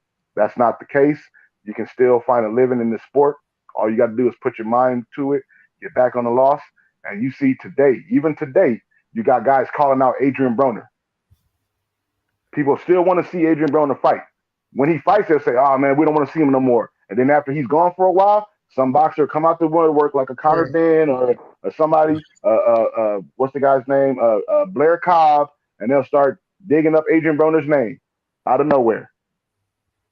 Because at the end of the day, it doesn't matter if you win or lose. It matters if you give your heart, your all to your fans, and if you can perform in the ring. That's all that matters. And with that, you know what I'm saying? We appreciate everybody that has listened from the beginning to the end. We appreciate everybody who came in and only listened at the end. And I want to do a major shout out to Mike Fuller for hearing me out. Major shout out to D Will in the chat, everybody else in the chat that's been rocking with us this whole time. And everybody, stay safe and be blessed. I'm Tank the Sweet Science Examiner. You can follow me on all social media platforms at the Sweet Science Examiner. No hyphens, no underscores, no spaces. Just go Google the Sweet Science Examiner. You can find me on YouTube, Twitter, Instagram, etc. Whatever platform you have, follow me on that. Also, like I was telling the brother, I have for some of you who already know this, but I have different platforms. And one of the other platforms that I have is my platform where I talk about, or my posts. I wouldn't say that I only talk about, but my posts are more centered towards intellectual things. You know what I'm saying? Social issues, political issues, historical, so forth and so on. And that is Tank Obadiah TV. TankObadiah TV. And with that being said, I'm out. All right, Peace. yeah, and you guys can follow me at www going to bed so I can get up and cut my grass in the morning.com. Yes, sir. Be safe, brother. All right. Yes, sir.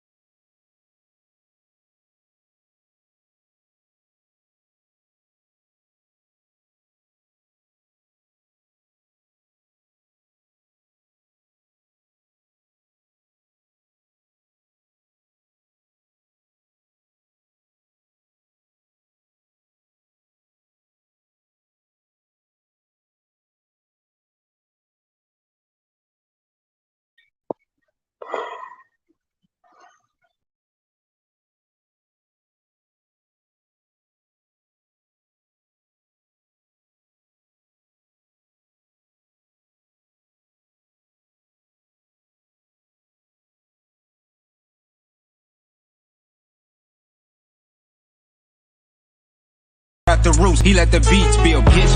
And we never switch. Even if I'm rich, I'll be broke like I'm Mitch. Niggas talking down, but that's headed in the wrong direction. But I knock that shit out like the boxing section. Cause they can't touch what they can't see. All I gotta do is be the same me. All I gotta do is keep it G. Always be the same me. While I'm solid, boy, they can't change me. No.